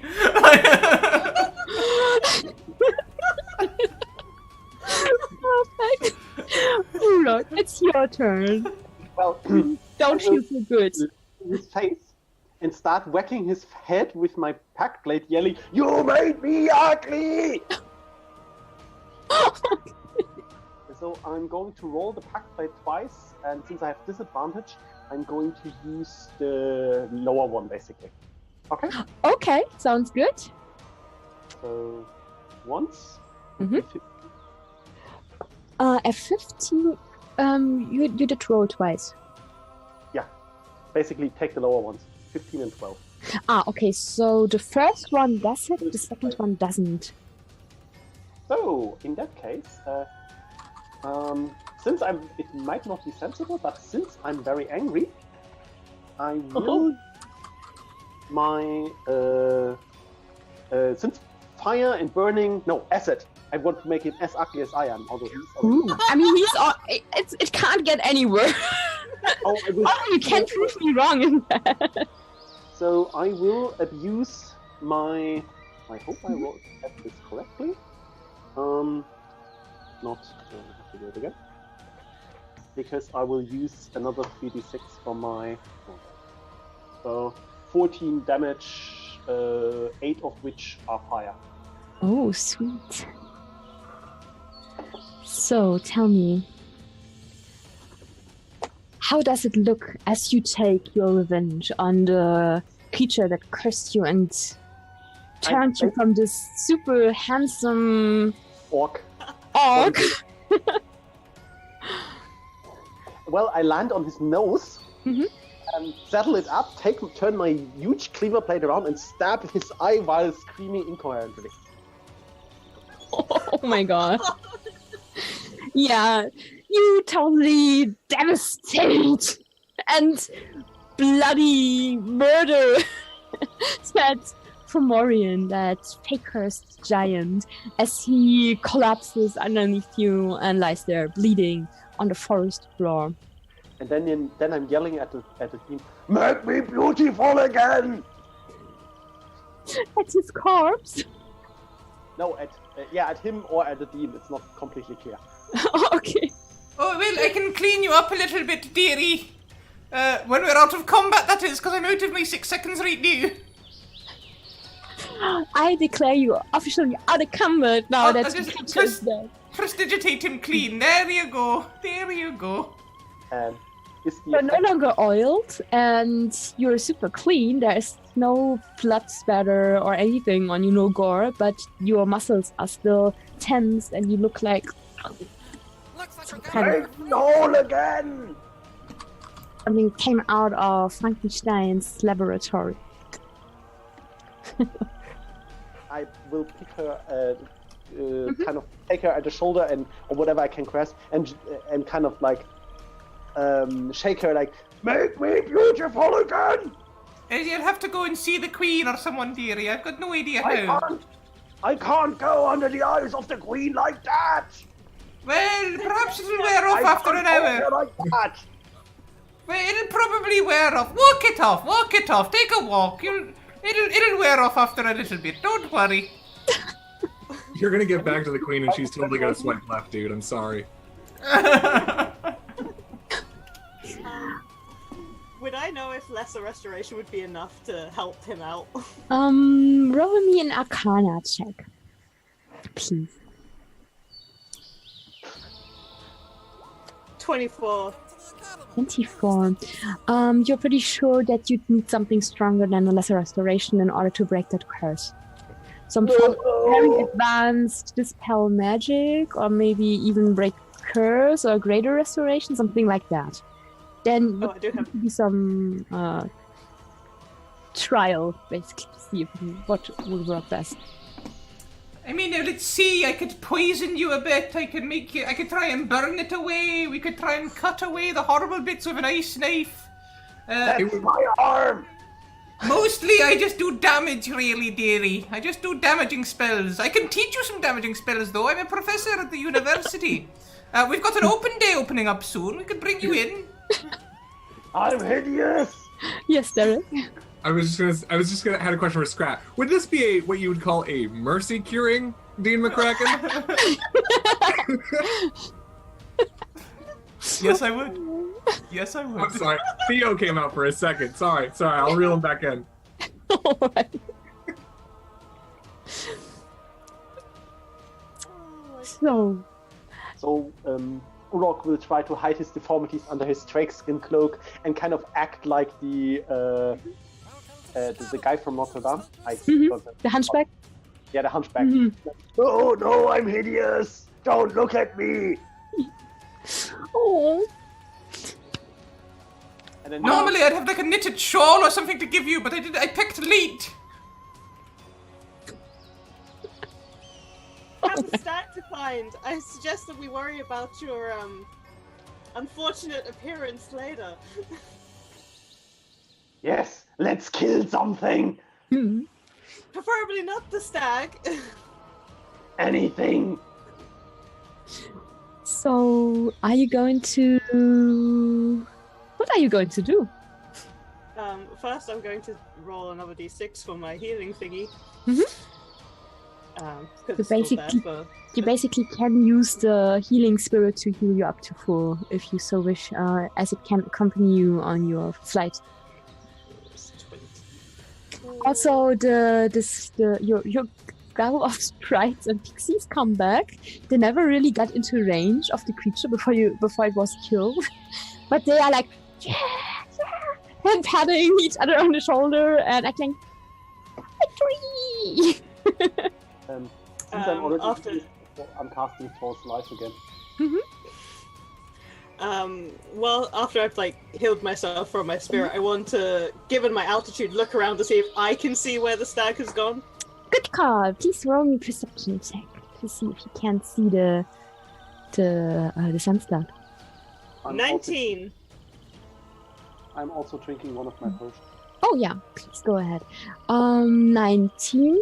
You do see the bright sunshine flaring out in the forest quite a ways ahead. You have been detained basically by the fight with this creature, but you can see it right towards the south of the forest. It would be easy to follow it, looking from this high up down, basically. The Sunstag is heading south. I suggest we follow it, and I start flying in that direction. Now that I'm no longer being harassed by a giant creature. Good call. Are we still within the 10 minutes of my flight spell? Yeah, I would say so. Does my unfortunate mutation also hinder my flight speed or just my natural speed? I mean, because it is your muscles that are bulging and you are being magically propelled through the air, I would say no. Good. Then I'm just grabbing McCracken under my malformed arm and taking off, letting her climb on my back again. Yes, yes, it's sort of like a saddle, this hump. It's most comfortable. I'm hideous. Yes, This is dearie. horrible. Hideous, but much more practical. Look on the bright side. I will throw you off. One of the sprites, or of the pixies, surrounded by this greenish glow, flies over from the crowd that surrounded Alice and tries to hand you this tiny little daisy that it has in its hand. No, don't look at me. I'm hideous. So we have Uruk trying to look at me. And the sprite flying after him and covering in pixie dust. And Alice is totally focused on the sun and rushing after the Sunstag. As is Catherine. And I would like you all to let me check the clock. I would like to roll a new initiative round to see how fast you rush there and determine who's first there. And I would also like to take a 5-minute break, and we will commence with the final stages of this hunt for while you are chasing the sun, right? Yeah, I'll stick around because I've been getting up whilst we've been playing, so I'm good. But yeah, by all means, you guys take a break. I'm having so much fun. Like the subtly winding up Derek is always a pleasant pastime. You know, the funny thing is, though, is that it's completely unrelated to what's going on. Kaz is fine. It's Derek who's having a conniption. That makes it even better. I just want Lydia to die. Oh my god. If she pointed out something of my heart that might well happen. I'll tell the story of what happened. Please do that while I'm I'll taking a you quick guys take a break. So, I'll be right back. Essentially, the last time we saw Dean McCracken, she was going on a jungle adventure with one of her unruly professors who was often spending university money on frivolous things that had nothing to do with the university's well-being. He was basically going on holidays all the time. And he was so annoying. It was a trial. And she's a good person, you know. She believes in the best for all people. No, she's not. She's a terrible person. Anyway, we got out into the woods, and I believe you were playing pranks on Lydia, and Lydia decided to get her own back. So, you know, this creature rightfully reprimands Theo. And, you know, knocks Theo out, and Theo's sort of unconscious, and she's like, well, Sort of unconscious. Dying. You mean dying. Yeah, okay, so he was dying. You could say having death saving throws. And Lydia thought that she would help the situation, because he was clearly in pain, and he clearly was a pain.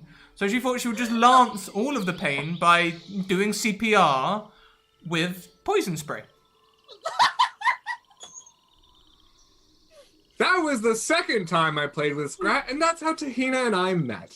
Far before the days of when plugs often included, and Archdruid Tahina helps us along. She was there. She witnessed this. She witnessed a murder. She witnessed Scrat murdering Mercy me. killing. Mercy killing.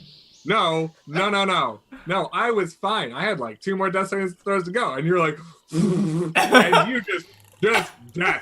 Nothing but death, sir. Thank you very much. It's okay. If you actually do almost die this time, Alois will save you. So long as she gets there first. No, well, that's why Kaz is so nice. As soon as Scrat's like, oh, by the way, I'm gonna be Lydia McCracken. I'm like, I'm gonna be super nice to her whole time, so that way her death is not my fault. Completely divorced from Kaz's actions, and there's no reason to kill him because he's just a good boy. Just give Derek a mimosa. Oh, we had a shopping episode the other day, Derek. I heard. I took Tahina and was it Natalie in that game? Not Tahina. I've got all my names mixed up. Natalie was in that game, I heard. Yeah, Natalie and V. I took them both shopping. Lovely. Yes, Natalie caught up with me afterwards. She's like, this episode turned into a shopping trip. And like, I looked at my tablet and I'm like, What's this? They had to go and buy new presents for the boys. well, that's good. Did it turn into mimosas and pockets as it always does with shopping trips on this No, channel? they bought a shawl and they didn't mention pockets whatsoever.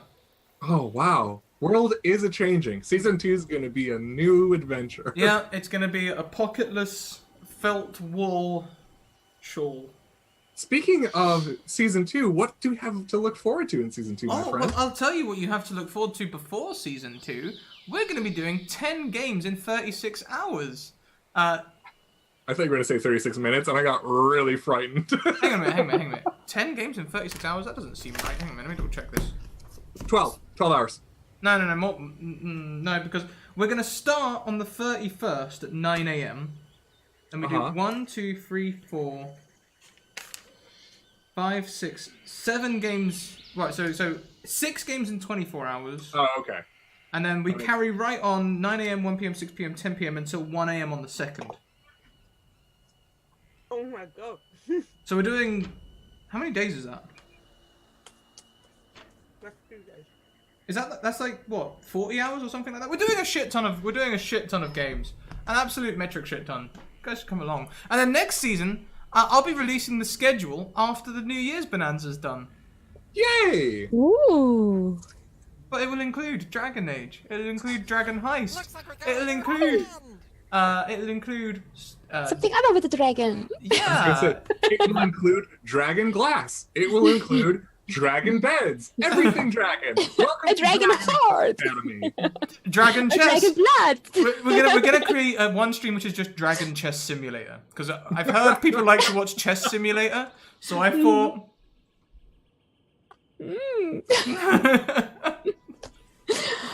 Anyway, we've explained the mercy killing now, Tahina. I feel like mercy killing could be raid crime, right? So, weirdly enough, it's Tahina's last day at the Mage College today.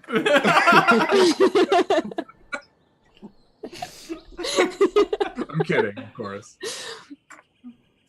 For now. So, I hope you all feel well rested after this fun walk down memory lane.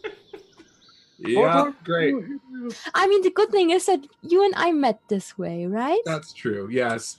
Theo's death brought us a beautiful friendship out of the ashes of this terrible murder.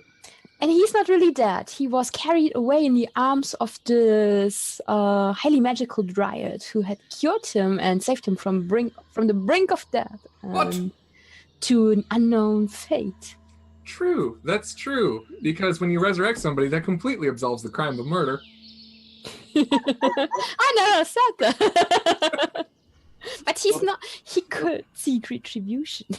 It's okay, we can always mercifully kill later. I feel like we have to do some, I don't know, redemption arc or something for Lydia. You know, Or maybe just revenge. I was so tempted to play Theo. The second he said, I'm going to be Lydia, I'm like, don't play Theo. Don't play Theo. Don't play Theo. Don't play Theo. Kentucky Hawkeye. Kentucky Hawkeye donates to give a re-roll and a mimosa to Derek. Ooh, Oh, thank you. a mimosa. Fantastic. Somebody's been watching 7C. So, now that we are all back, I need the initiative of Lydia, please. Ah, yes, I was going to ask, do I need to roll as well? Being on the Yeah. back of... Okay. Yeah, please do. A consistent 11. That's the second 11. I mean, your group, it's 11 for Lydia and a 10 for Alois and a 9 for Uruk. You're very evenly paced, I'd say. Equally taken by the Fomorian or something like, I'm not sure, something like that. I'm It'd guessing. be a little bit concerning if Lydia was going faster than the person she is riding. Yes. He's just leaning forward over his head. She's in the racing jockey position on his shoulders. Come in, faster! Tahina, the 9 is my initiative. If you Yeah. refer to 9 up there, that's just the hit points I got back. Oh, okay. Oh, okay. Oh, sorry. I just saw the 9 and thought you were... yeah, in that case... That would be 2d4 plus 2 would be a very weird way to roll initiative. I only saw the number, to be fair. I was like, oh yeah, initiative! All initiative. Very well. Yeah, I needed to use a healing potion. After getting nearly killed. And sorry, they found- not sorry? You never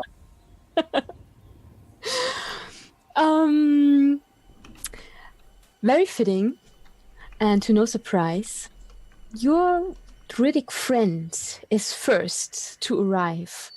The forest starts to lighten and becomes less dense as you and your wolf friends, this crowd of canines, are breaking through the underbush and following that fall sunrise in the distance. There is ice on the ground as the winter wolves have covered the underbush and the floor and everything with ice as they are chasing after the stag, and you can hear them howl and growl and do those barking sounds of a pack that is chasing its prey, just like you and your friends. And you can see this beautiful white stag with its almost golden shimmering antlers and the sun carried like this sphere of light between all those points. Still quite a distance away, but you can see it as it's now sprinting out into the open, breaking free of the forest. And now and then you can see that the wolves are pretty much close on his heels, and it's at one point it gives this vicious kick and just hits one of the winter wolves right on the snout as it tries to prance away and rush off. So you have your goal in sight now. Okay. There's a whole host of wolves between you and the stag, and you can see some of the other hunters also starting to break out of the forest in hot pursuit. Alrighty then. So, in my wolf form, Mhm.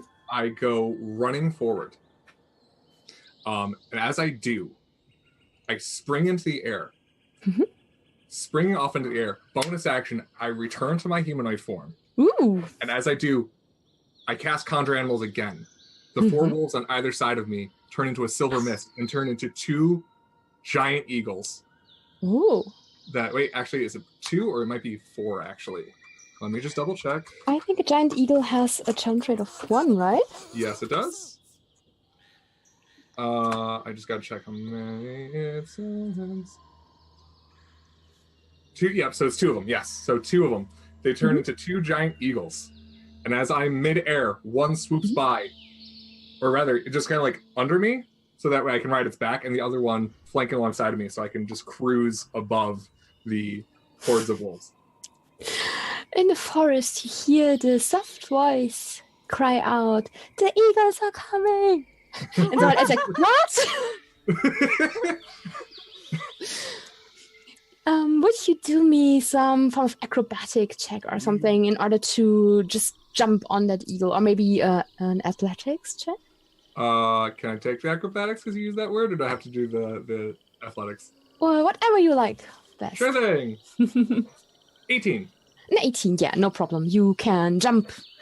You perfectly time your transformation and the conjuration spell. As a druid of the Circle of Shepherds, this is your bread and butter, basically, so you have no problem summoning the creature right underneath you as you do the sleep and land right on his neck, your legs basically dangling left and right over the wings as the eagle Looks like we got a new friend. takes to the air. Hooray! And it would seem that we have hit 4 followers, which would mean we get another trinket. Yay! So I'm going to roll a d4 again. And it's Dominic again who gets a trinket, maybe as a consolation for being turned ugly. That's a 27. That is a hand-sized ivory carving of a seal that floats to the surface when dropped into any liquid. You feel that your belt pouch suddenly feels much heavier than before and pokes you for one moment into the side of your flank, basically, as something shifts and realigns in your pocket. Oh no, I'm touching you. I'm mutating again. I'm mutating again. No. Not my legs. And you, for one fleeting moment, you smell the ocean again, like as if you were home on the Isles of the Sea Mages. You can hear the sound of seagulls and this fresh breeze in your face, and you feel oddly reassured. And I would like you to make me a charisma saving throw. I'm going to... it's a trinket, but I would like to add something to this. Oh no. Well, never mind. You feel oddly reassured, but that's all. You're also like, hopefully no new unseemly blemish or something. So I guess the dice are telling us a story. It's not fine. Yeah. And it's also your turn now. Unless Kaz wants to do something else after taking to the air on the back of the eagle. Okay. No, pretty much I hit them. The eagle is just carrying me as fast as they can towards, which is like 80 feet of movement too. Ooh, so yeah. Fast. Yeah. And I think you also are going to be able to outrun. Let me check that real quick. Oh, yeah. Yeah, very good.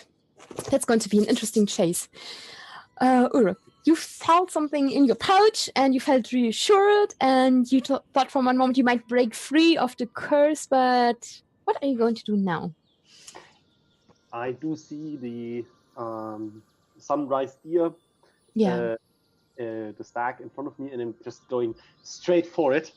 I must have it. If I'm ugly, maybe if I bring it as a gift to the queen, she makes me beautiful again. It's several hundred feet away from you as of yet, because you're still over the forest, but you can see it break free, and you also see the transformation, or rather, you see those 2 giant winged creatures rise into the air. And are you using your movement and an action to dash? I'm guessing, right? Mm-hmm. Okay, very good. Straight ahead. Anything else you would like to do? Yeah, free action. Lydia, burn them all! Oh, yes, my dear, yes, gladly, yes. So he is basically, flight is 60 feet, right? Something like that? Yeah. So 120 feet of movement. So you're also over the meadow now and not too far away from Catherine on the back of his eagles now. And the stag is about... it's hard to gorge distance because of this twilight and the sunshine beaming up at you from the stack. But you said so 300 feet, something like that. Mm-hmm. Okay, Lydia, it's your turn. We're 2 to 300 feet away. Mm-hmm. Well, that's no good. That's no good at all. Then burn the ones below us.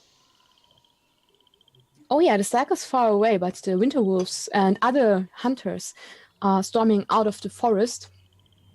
Some of them riding on shining elves or face steed and other creatures, and all in hot pursuit of the stag. And you can also see some of them are still in the woods, so they have cover because they're moving underneath branches and the canopy. In that case, I guess I will.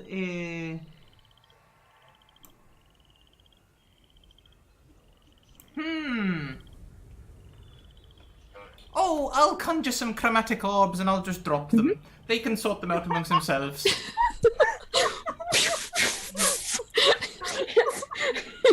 Like Air Force arriving. There you go. Drop them down. Mm-hmm.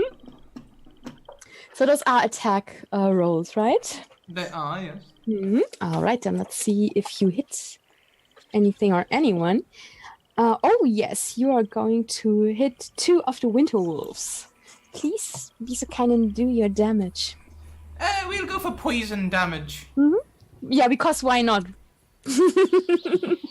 We know you are fond of that. So 14. I'm just killing wolves over here, Catherine. Don't worry, my dear.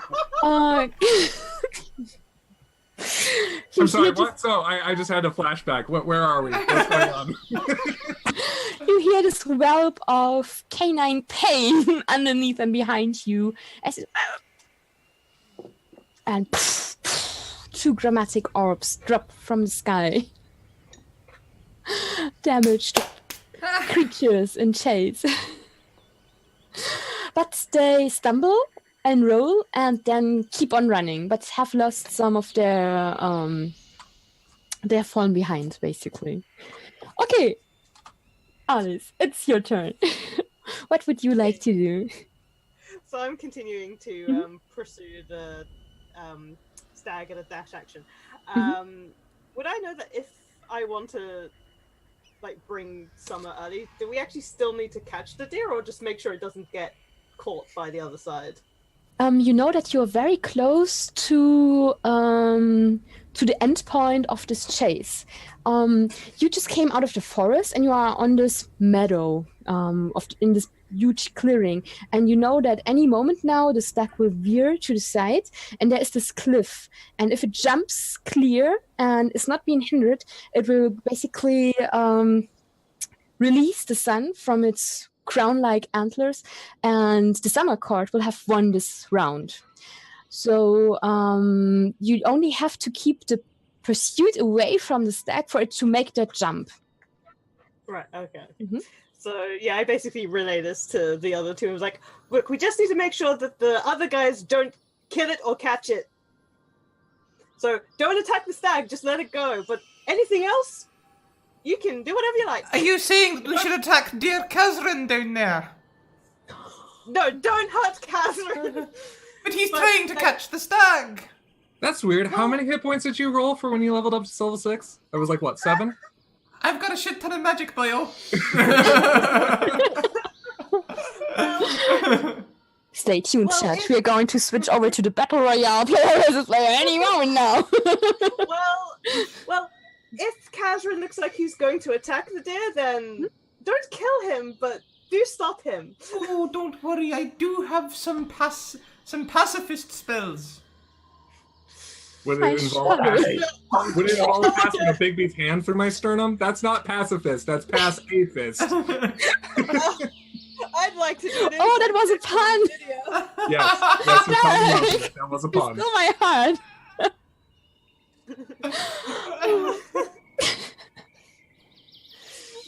I'd like to insight check Lydia because I don't think I trust her. Go ahead. Breaker. That's a 13. A 13. So, Lydia, are you trying to Can I just make like a wisdom save or a charisma save to see or if a deception check? Oh well, I don't If have you want that. to conceal Okay. your true intention.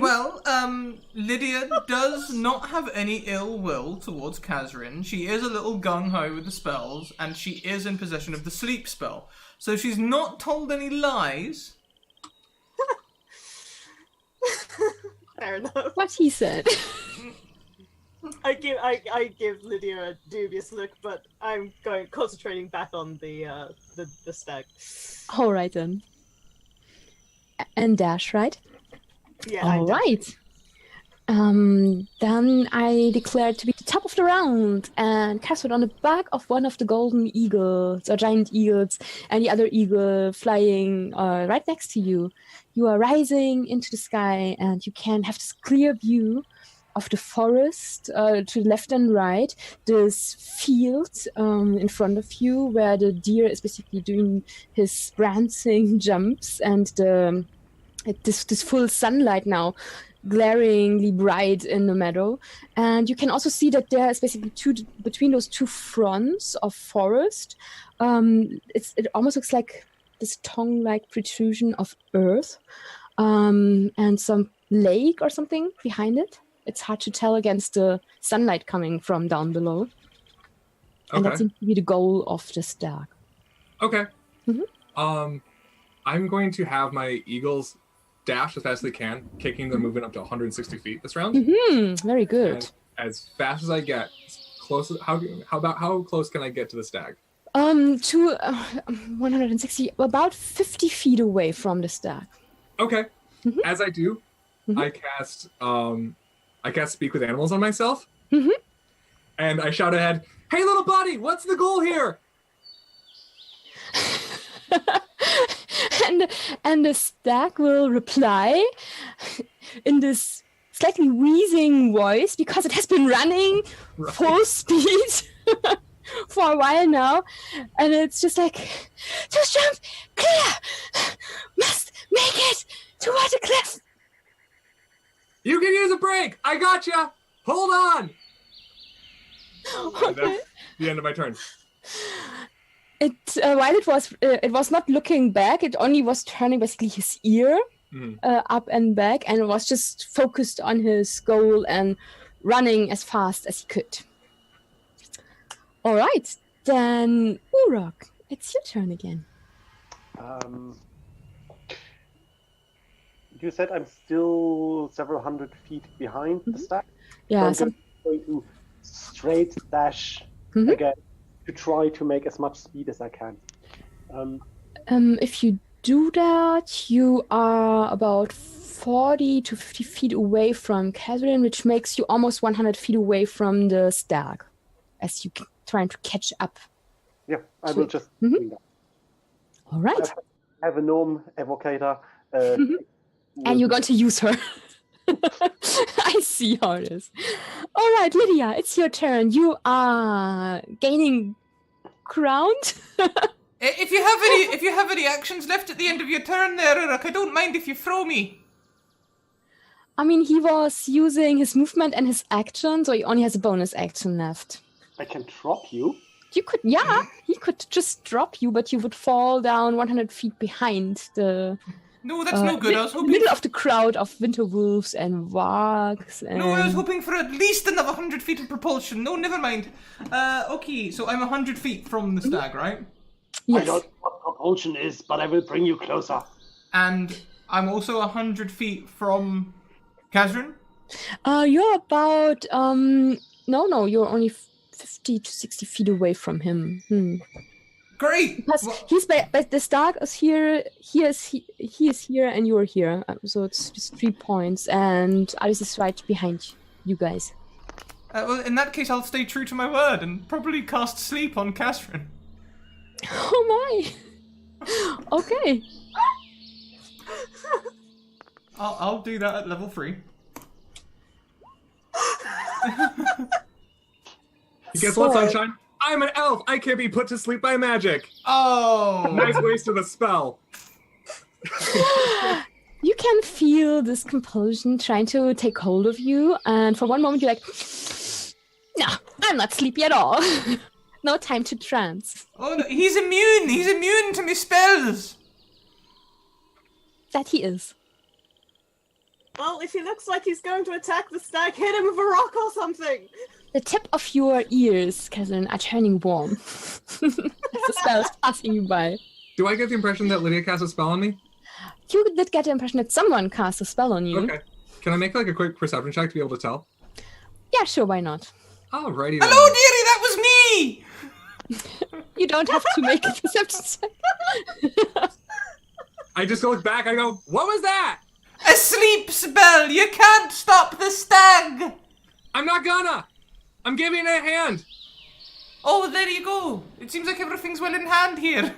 Is that good for you, Rook? What is going on? I don't understand. I don't blame you. I've never been so happy to religiously only play elves as this moment. Comes with benefits. It's for everyone who didn't want to go to bed as a kid. Not sleepy at all. All right then. In that case, Lydia's turn. Alice, it's your turn again. Okay, so as we're flying over the forest, can I see the hunters who are hunting the stag? Oh yes. You see quite several hunters that are like humanoid creatures. Some of them astride some form of steed or horse, and of course you see the whole throng of wolves and winter wolves, wargs, hellhounds, or hound-like creatures, all rushing after. So this is this whole cavalcade that is bursting out of the forest into the open. You are also now into the open because you are rushing after the others, so you have this perfectly clear view of others, and you also see behind you are other hunters who are also flying, either under their own power or magic. Some of them on someone is on a tapestry or a carpet or something. So in that case, I'm going to make everyone on the ground stay really awful and cast Tidal Wave. Ooh. Hopefully with the what's the word I'm looking for? With the intention of pushing them like back the way they've just come, so that they lose ground. So I take my my water skin out and use a drop of water from it to let it drop to the ground and cast Tidal Wave. Sweet. So that's they have to beat a DC dexterity save of 14. If they fail, they're knocked prone, and I think they're like dragged backwards 10 feet. And that's how broad is that wave that's going to hit the ground, so I can estimate how many of them are going to be into the it's 30 feet long, 10 feet wide, and up to 10 feet tall. Okay. And each creature in that area has to make a save. On a failed, they get knocked prone and they take 11 damage. All right.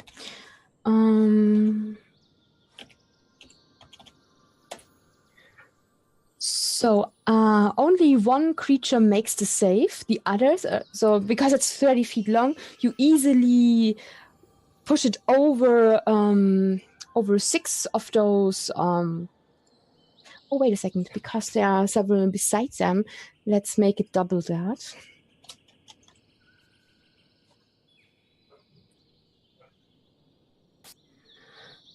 So of the 12 creatures you can suck into that gigantic wave, only 3 of them make it. The others are all going to go prone and are being carried away in the torrent of waves and gushing water, smacked towards the trees on the other side of the meadow. So they have run out of this forest, then the wave happens and crashes down on them and rips several of them away. The 3 that are left standing, one of them is a winter wolf, one of them is this hellhound or warg-like creature, of the Winter Court, and there is one hunter that seems to belong to the underlined Fae, but he seems to be in favor of the Summer Court because he uses the confusion as his steed jumps clear and tries to attack one of the wolves who jumped also clear of this water that suddenly swept over all of them. But he does not hit in the confusion of water and dragged away bodies and the mud that there's this whole muddy area where everyone is slipping and sliding through. Some of the winter wolves are growling and barking, and there's also ice on the ground, so there is a lot of chaos erupting behind, but it seems to be very effective in stopping some of the pursuit of the other hunters and wolves and stuff like that. So you are very much alone behind the stag now, with only a handful of winter wolves right behind the stag and nipping at its heels. I give myself a little whoop. And the sprites and the pixies are like, whee! Good job! And then I go my 30 feet up with them as well.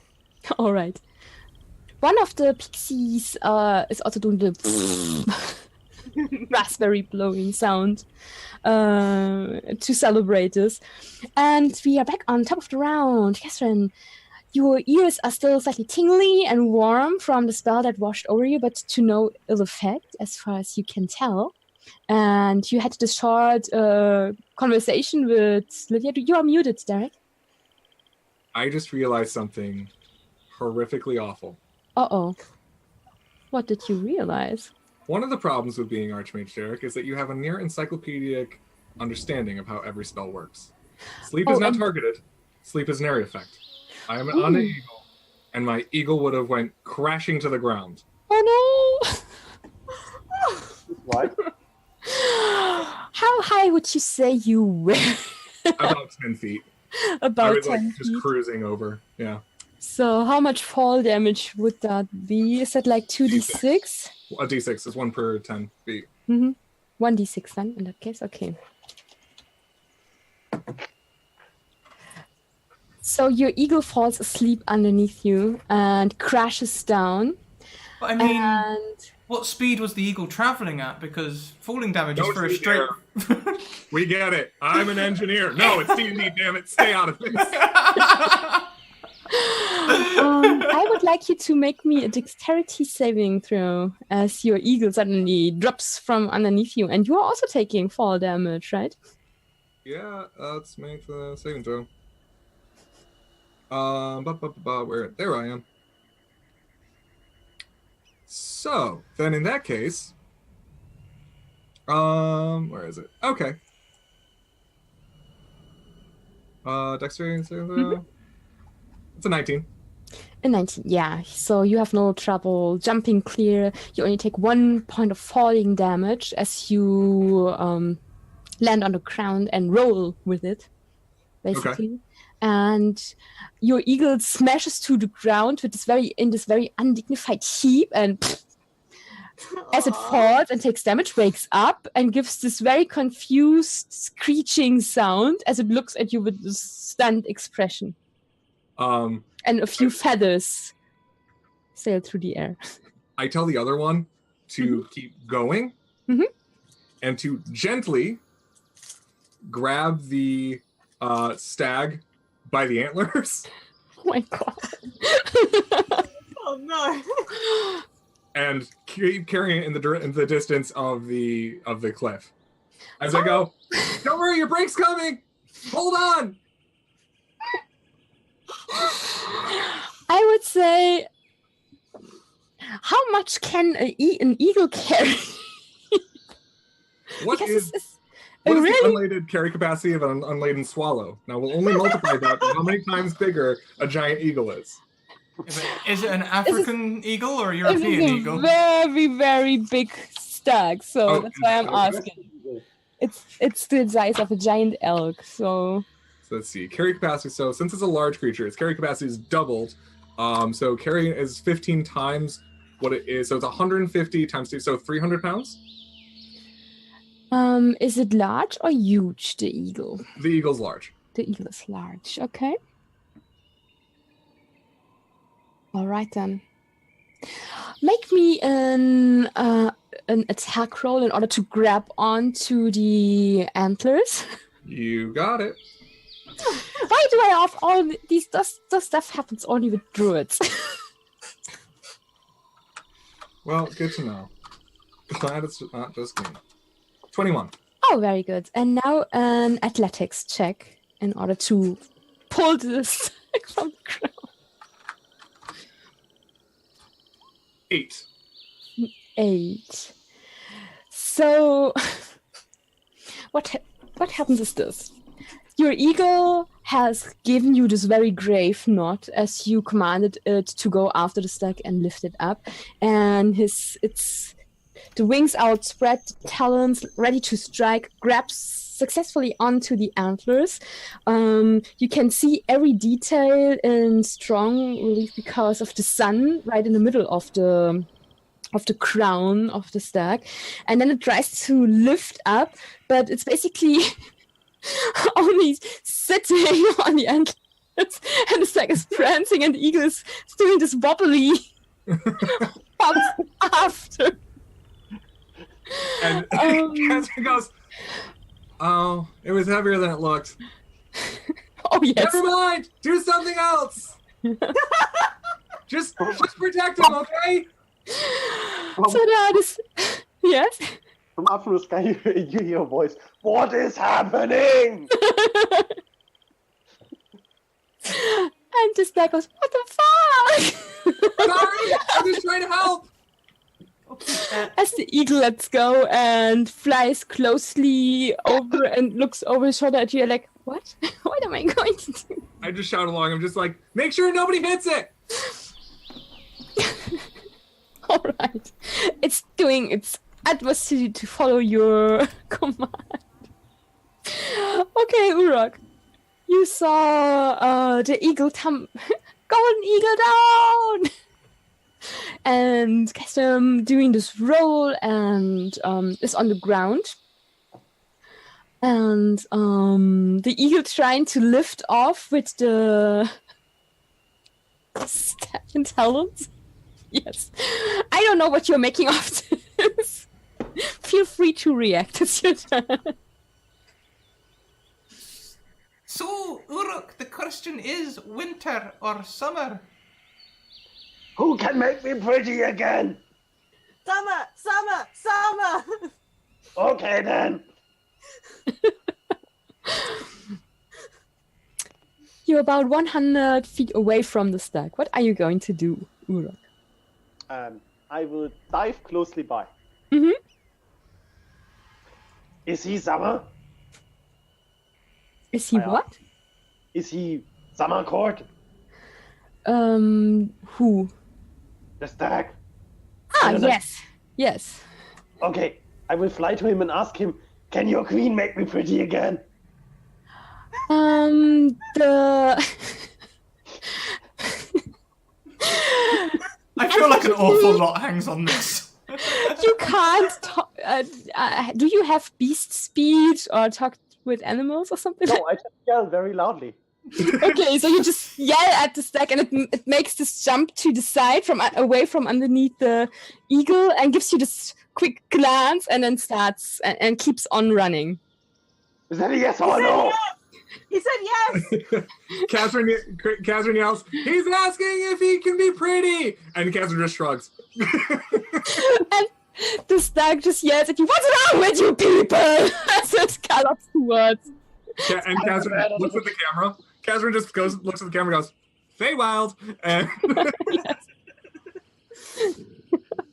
He said yes, yes, he can make me pretty again. So you did fly up to the stag and you yelled at it. Anything else you would like to do?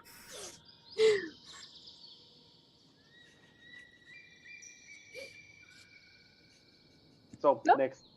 Okay, in that case, I'm going to, now that Catherine is on the floor and Ura came down to talk to the stag, I'm going to use the cold breath of the wolf and try to of several of the winter wolves and try to get you in it. And I need you all to make me. I need Lydia, I need Uruk, and I need Catherine to make me dexterity saving throws. Please. Got it. Oh no, Yay! It's not a 1. I don't Oh, like that's- Oh, that. that's that one. Oh no! Oh wait, I've got to reroll. So I'll take that. What the hell? Someone doesn't like you. Dude, what the hell? The dice have spoken. Lydia, your dexterity saving throw, please. Ah, damn it! I was getting excited. Gnome Cunning doesn't save you from dex saves, though. I will indeed make a dex save. Very good. Damn it! Oh my Oh, god! Welcome to the bottom. Your membership card will be in the mail. whoa. We have rolled an unseemly amount of nat ones today. Because there are several winter wolves still left that have not been swept away in the tidal wave. You basically come into their killing field, just crossfire of winter cold breath. And you all take 40 points of cold damage as you are swept into their frigid, cold odem. Holy. Well, 40 okay. cold damage? Oh, yes. I freeze. I'm dead. Yeah, me too. Good. Like really dead. Like that's. -1. If it wasn't for my temporary hit point that I received from chat earlier, that would be my health in minus numbers. Ooh, wow. So you are not dead, but you're making that saving throws now. I guess so. Thank you to that 1 HP. The donation from earlier literally saved my character's life. I would like to point out that donations are really helpful. Payback is a bitch. Payback is a bitch. Payback is a bitch. How is everyone else faring? Who else is down? Mine? Okay, and you? Catherine? Are you Sorry. unconscious? Nope, I'm good. I'm at 14 hit points because I'm beefy as hell for a little wood elf boy. I was So, too, someone hit me with an evil eye. so you, there's this weirdly interesting statue made out of ice of Yeah. this orc with his bulging muscles and this slightly confused look on his face as you can see still this what the fuck is going on going through his mind, 18 and points, Lydia on his feet. but I was in mid-flight. Ooh. Yeah, well, I guess. In that case. So I'm getting damage, so I already have 2 failures. Yes, so you are both on 2 failed death saves Yay! because of falling damage, being critical. Oof. Don't you guys love D&D? Oof. Yeah, this totally scans with everything I've heard about your home game. How do you just put out this much damage? That's just hearsay. I didn't know these rumors. I would have bought something beefier. So, mind you, I actually succeeded on my concentration check for conjure animals. For the so the eagle stays Yep. with you. The eagle on the ground. For that one, you also have to make a dexterity save to see if Oh, yeah, sure. because it's in the same. I mean, I called it the killing zone, right? I mean, do you think I was kidding? No, I know when you're joking, sadly. What's a saving throw? That's a giant elk. I need giant eagle. Thank you, D&D Beyond. Slight difference. Just tiny. Just a minuscule one. Okay, it's +3.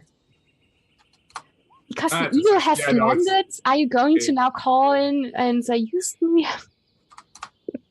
Yeah, no, that eagle dissipates. Okay, so one eagle down and gone, and one eagle still not sure if it should hold onto the antlers or whatever. But you effectively did create a distraction for the last winter wolves who have been in pursuit of the stack. So the stack just runs clear, basically, of all those hunters. Some of them had been, as I said, swept away in the tidal wave. And Alice, what would you like to do? Seeing like this carnage that has just befallen my friends, I'm kind of like, oh, like I feel like sad because I'm like, oh shit. But I'm also kind of like, my priority is making sure the stag gets away. So if I'm close enough and this spell is cast at 120 feet, I'm gonna cast another tidal wave to get rid of the rest of the wall. That are standing right behind your. Okay, yeah, sure. How exactly are you placing that way? Because, yeah. The rest of your party is not far away from the wolves, as they use their breath weapon and then tried to rush between those that had fallen after this. I said that Alois was a happy sunshine child. I didn't say he wasn't ruthless. Alright. So that's another 30-foot long, 10-foot wide, 10-foot high tidal wave. Okay.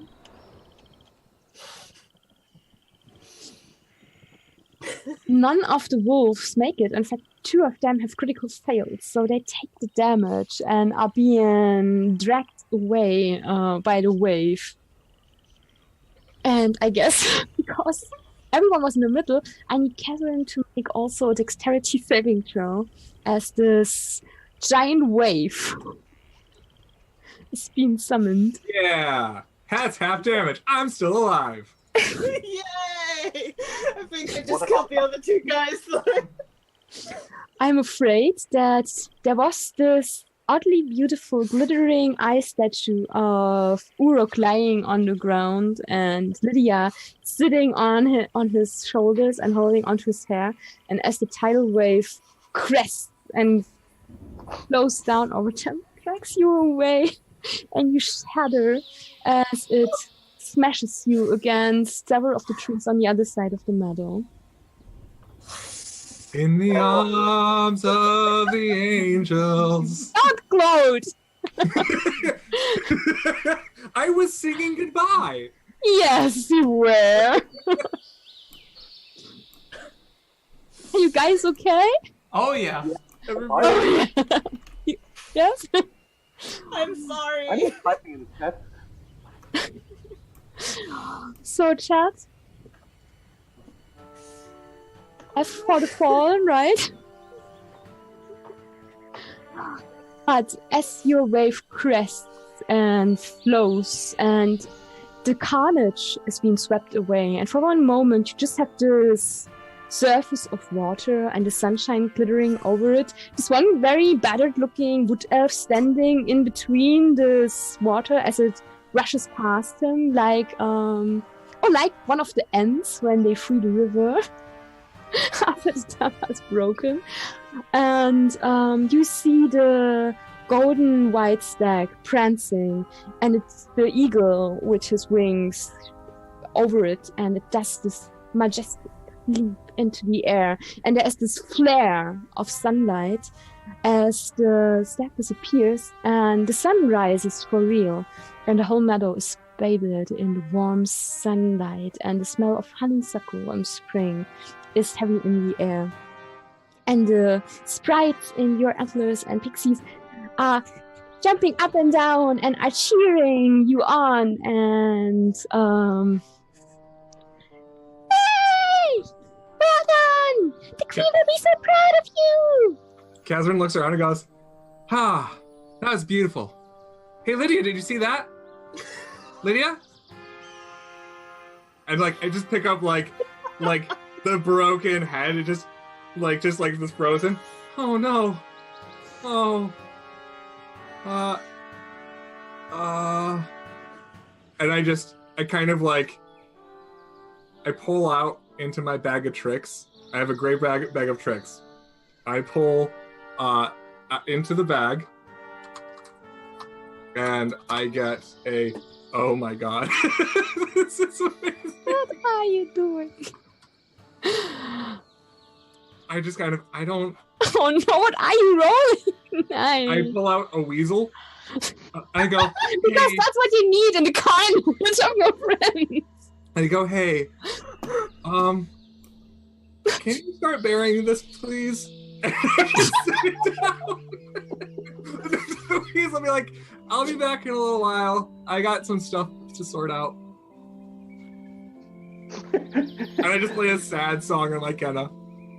And I would like to just leave. Because no one really needs to know what happens next when the Weasel is let loose. But suffice to say, spring will come early and winter's hold, while we are still in the midst of winter, will be broken and the promise of new life and warmth is in the air.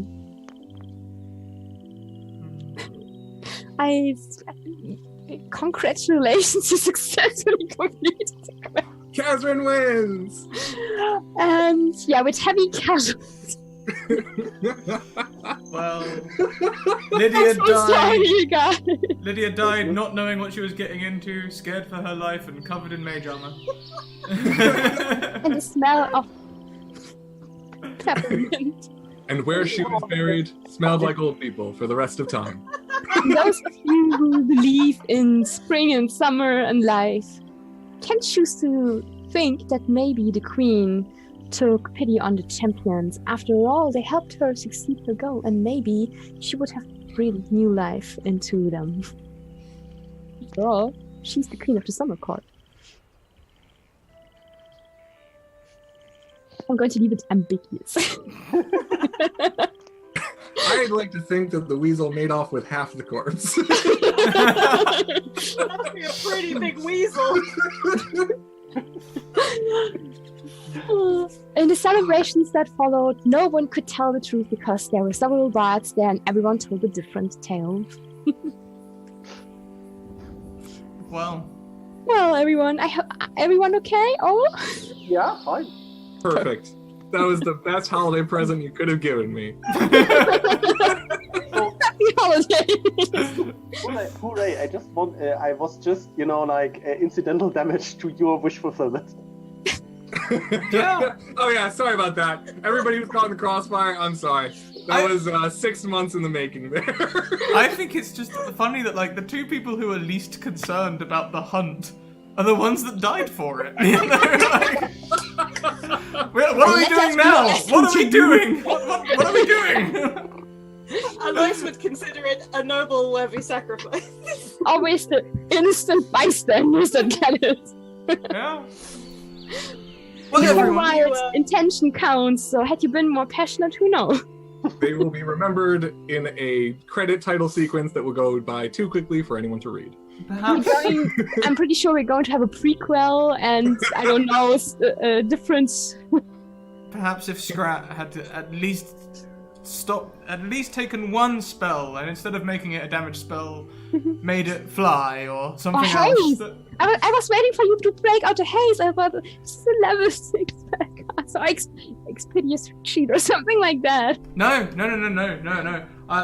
level 3 spells that I took were Fireball, Lightning Bolt, and Counterspell. Knew it. Ooh. Called it. Damage. Damage. Oh, I could have tried counterspelling the Frostwolf stuff, I suppose. It's not a spell. It's not a spell. It's just like the Evil Eye. It's innate abilities, right? Had I realized that our enemies used Winter Breath, I have protection from energy. Oh no! Oh, yeah. Did you take Absorb Elements? Because that is on that spell list. Yeah, absorb elements. Yeah, but as I said, I don't have that one. I have armor. But There we are. Anyway, well, let's wrap this thing up. So let's go round. Let's say who we are, what we do online, what our favourite part of today's one-shot is, and where we can find each other online. I think I might have said that twice, but that's not important. We'll go anti-clockwise this time, so we will start with Bhaxeltsi. Hi, I'm Bhax. You can find me on Twitter at Bhaxeltsi. Online, I am part of a weekly actual play podcast called Tales from the Dark Dragon Inn. My favorite part of the day was actually not killing Scraticus' character. It was the fact that Alois ended up with his own like cheer squad of fairies following him through the adventure.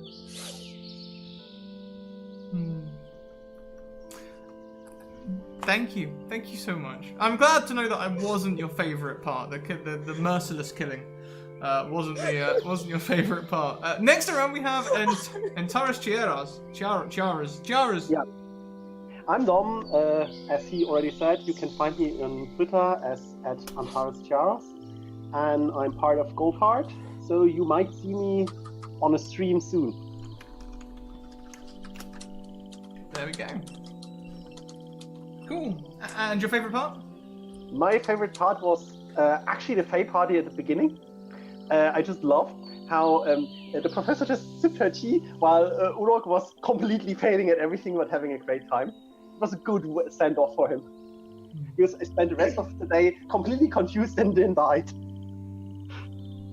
Fantastic. Still believing he could fight the queen. Fantastic. And the tea was fantastic, by the way. Next around we have Archmage Derek. Oh, hi! Hi, everybody. I'm Archmage Derek, or as my friends lovingly call me, just Derek. My God, that was so much fun. I think my favorite part, I don't want to say, it wasn't, no, don't say it was that he died. Don't say that was Lydia died. It's don't okay. Say, it was okay. It's okay. It was, actually, no, my favorite part was probably Uruk's reaction to him being ugly.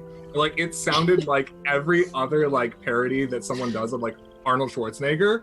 And just, like, the freaking out about it was amazing. Thank you. I feel like it was worse than actually dying, right? a little bit, yeah. And then where you can find me on the interwebs, specifically Twitter, at twitter.com/archmage_Derek, and also on the Mage College, where myself, my lovely wife Kana, and I can finally say this with her in a stream, my friend Tahina, we create D&D 5e content, such as the Fairy, which was what Alois was, and the Primordial Warlock, Otherworldly Patron, which is what Uruk was. So this stream was brought to you by, in part, the Mage College. No, that's terrible. That's not me being serious. Yeah, so There's we so got much a lot work that goes on back here, guys. So much work. We got a lot of great stuff coming up. Golden Eye's Guide to Warlocks has been a little bit delayed, but after that, we've also got a Feywild supplement coming out soon, which Tahina's helming. So it's an amazing time to be a fairy and things and stuff. And yeah, I'll shut up now. Thank you. And please put the Mage Hand Press links in the chat as we go to Tahina. Hey everyone! I'm Tahina, and you can find me on Twitter at Tahina_Andale. Can I just be a little bit cruel because I'm a dungeon master and we tend to do that? Can I show you my shirt? Can you read it? Maybe it's cold outside. Oh yeah, so Sorry. Too soon. Too soon? That was not a burn, it was a frost burn. No. If you're not going to look for me on Twitter, you can also find me, as Derek said, over at the Mage College. And we're going to give you Fae and Wild next year, because as you can tell, I really like the Fae and She and all that concerns them. My favorite part today, I'm not quite sure because I had to laugh so much. This is my last live streamed game for this year, and I just love this channel, and chat is as always amazing, and it's just so entertaining and hilarious. But I do think I loved that visual of the eagle crashing down and the other eagle trying to grab onto the stack but not able to lift it, and I just imagine this coasting eagle on top of that. And that visual is just so hilarious. And I'm sorry for killing you. No, you're A not. tiny little No, you're not. Give it up, you're not. Let's be honest, Alois put the nail in the coffin. Yes. I started it, but you finished it for me. And it's okay that you're all not. It's fine. Technically, you did nothing wrong. But the most important thing is that we had fun, right? It's not who lived or died. It's the stag we let go free along the way. Yeah. And can I do just one more thing? We are playing online D&D right now, and I would like to say that Dom, who played Uruk, is the person responsible for introducing me to D&D over 18 years ago now. Oof. So we have come full circle. Well He introduced done, me sir. to D&D, I introduced him to playing online, and yeah, so I would like to thank you What a great Thank gift you you've for both showing given me the each other. game and the Yeah. ropes. What a wonderful gift you've given each other. This is a beautiful thing. This is beautiful. Well, that just comes to me. My favourite parts, there are many. I enjoyed the death. I did. It brought a great big smile to Derek's face over there. But also, I mainly enjoyed, and this is a cruel thing to enjoy, but I mainly enjoyed the private chat between me and Derek in the background, where we were just tee-heeing and threatening each other in the most friendly way possible. It was great. I love you, buddy. This has been a great year, and you're a very big part of that, so thank you. Aw, you shut up. Me, social links. Check out my Discord, check out my Twitter, check out my YouTube. If you want to get into a game, send me a DM on Twitter. If you want to find out more about all this crazy stuff, get in our community. Get over on Discord, say hello to everyone. We talk about TTRPGs, it's safe, it's inclusive. Get over there. Also, YouTube, you can go and check out last season stuff. You can see 7th Sea, which Archmage Derek pioneered last season. You can see Wizards and Wardrobes, which Tahina was in last season. Very sad not to see Tahina in this season. That needs to be rectified in season 3. I think you should come back as a DM and DM a campaign for me there. I've said it and I'm not taking it back. What else have we got? We've got other things. We have a Patreon. Patreon is the #1 way you can support us. You can support us from for any amount, an amount that's comfortable to you, for as little as $1, and it's very, very much appreciated. We're currently up to $429 out of $500, which is mostly to help us stay full-time content creating streamers alongside all of the other stream goals and all the other things. It makes up part of our monthly income. It's more stable than the donations, which, as you can see, sometimes are not the most. What else do we have? We have merch. You guys can check out our merch. You can get this wonderful logo on all your things, including a book, just the right size for a 3-hour one-shot. Here's one I wrote for later today. It's great. Yeah, check out the merch. You can also get wall hangings, clocks, tights, shirts, jumpers, you know, if you want to be normal, boring. What else have we got? We've also got Bird and the Storm Publishing, who are one of our sponsors. They are a publishing company that are creating modules. We've been playing their Midnight Wield game, and I believe that is available somewhere. Check out their store. And also we have Mage Hand Press, who made the Dark Matter expansion for 5e. It's set in the sci-fi system. Set in the sci-fi universe. Any sci-fi you like, really. You want to find it, you'll find it, I promise you. Also check out our panels where we have erosavod.com, probably said it wrong again, and Tabletop Loot down there.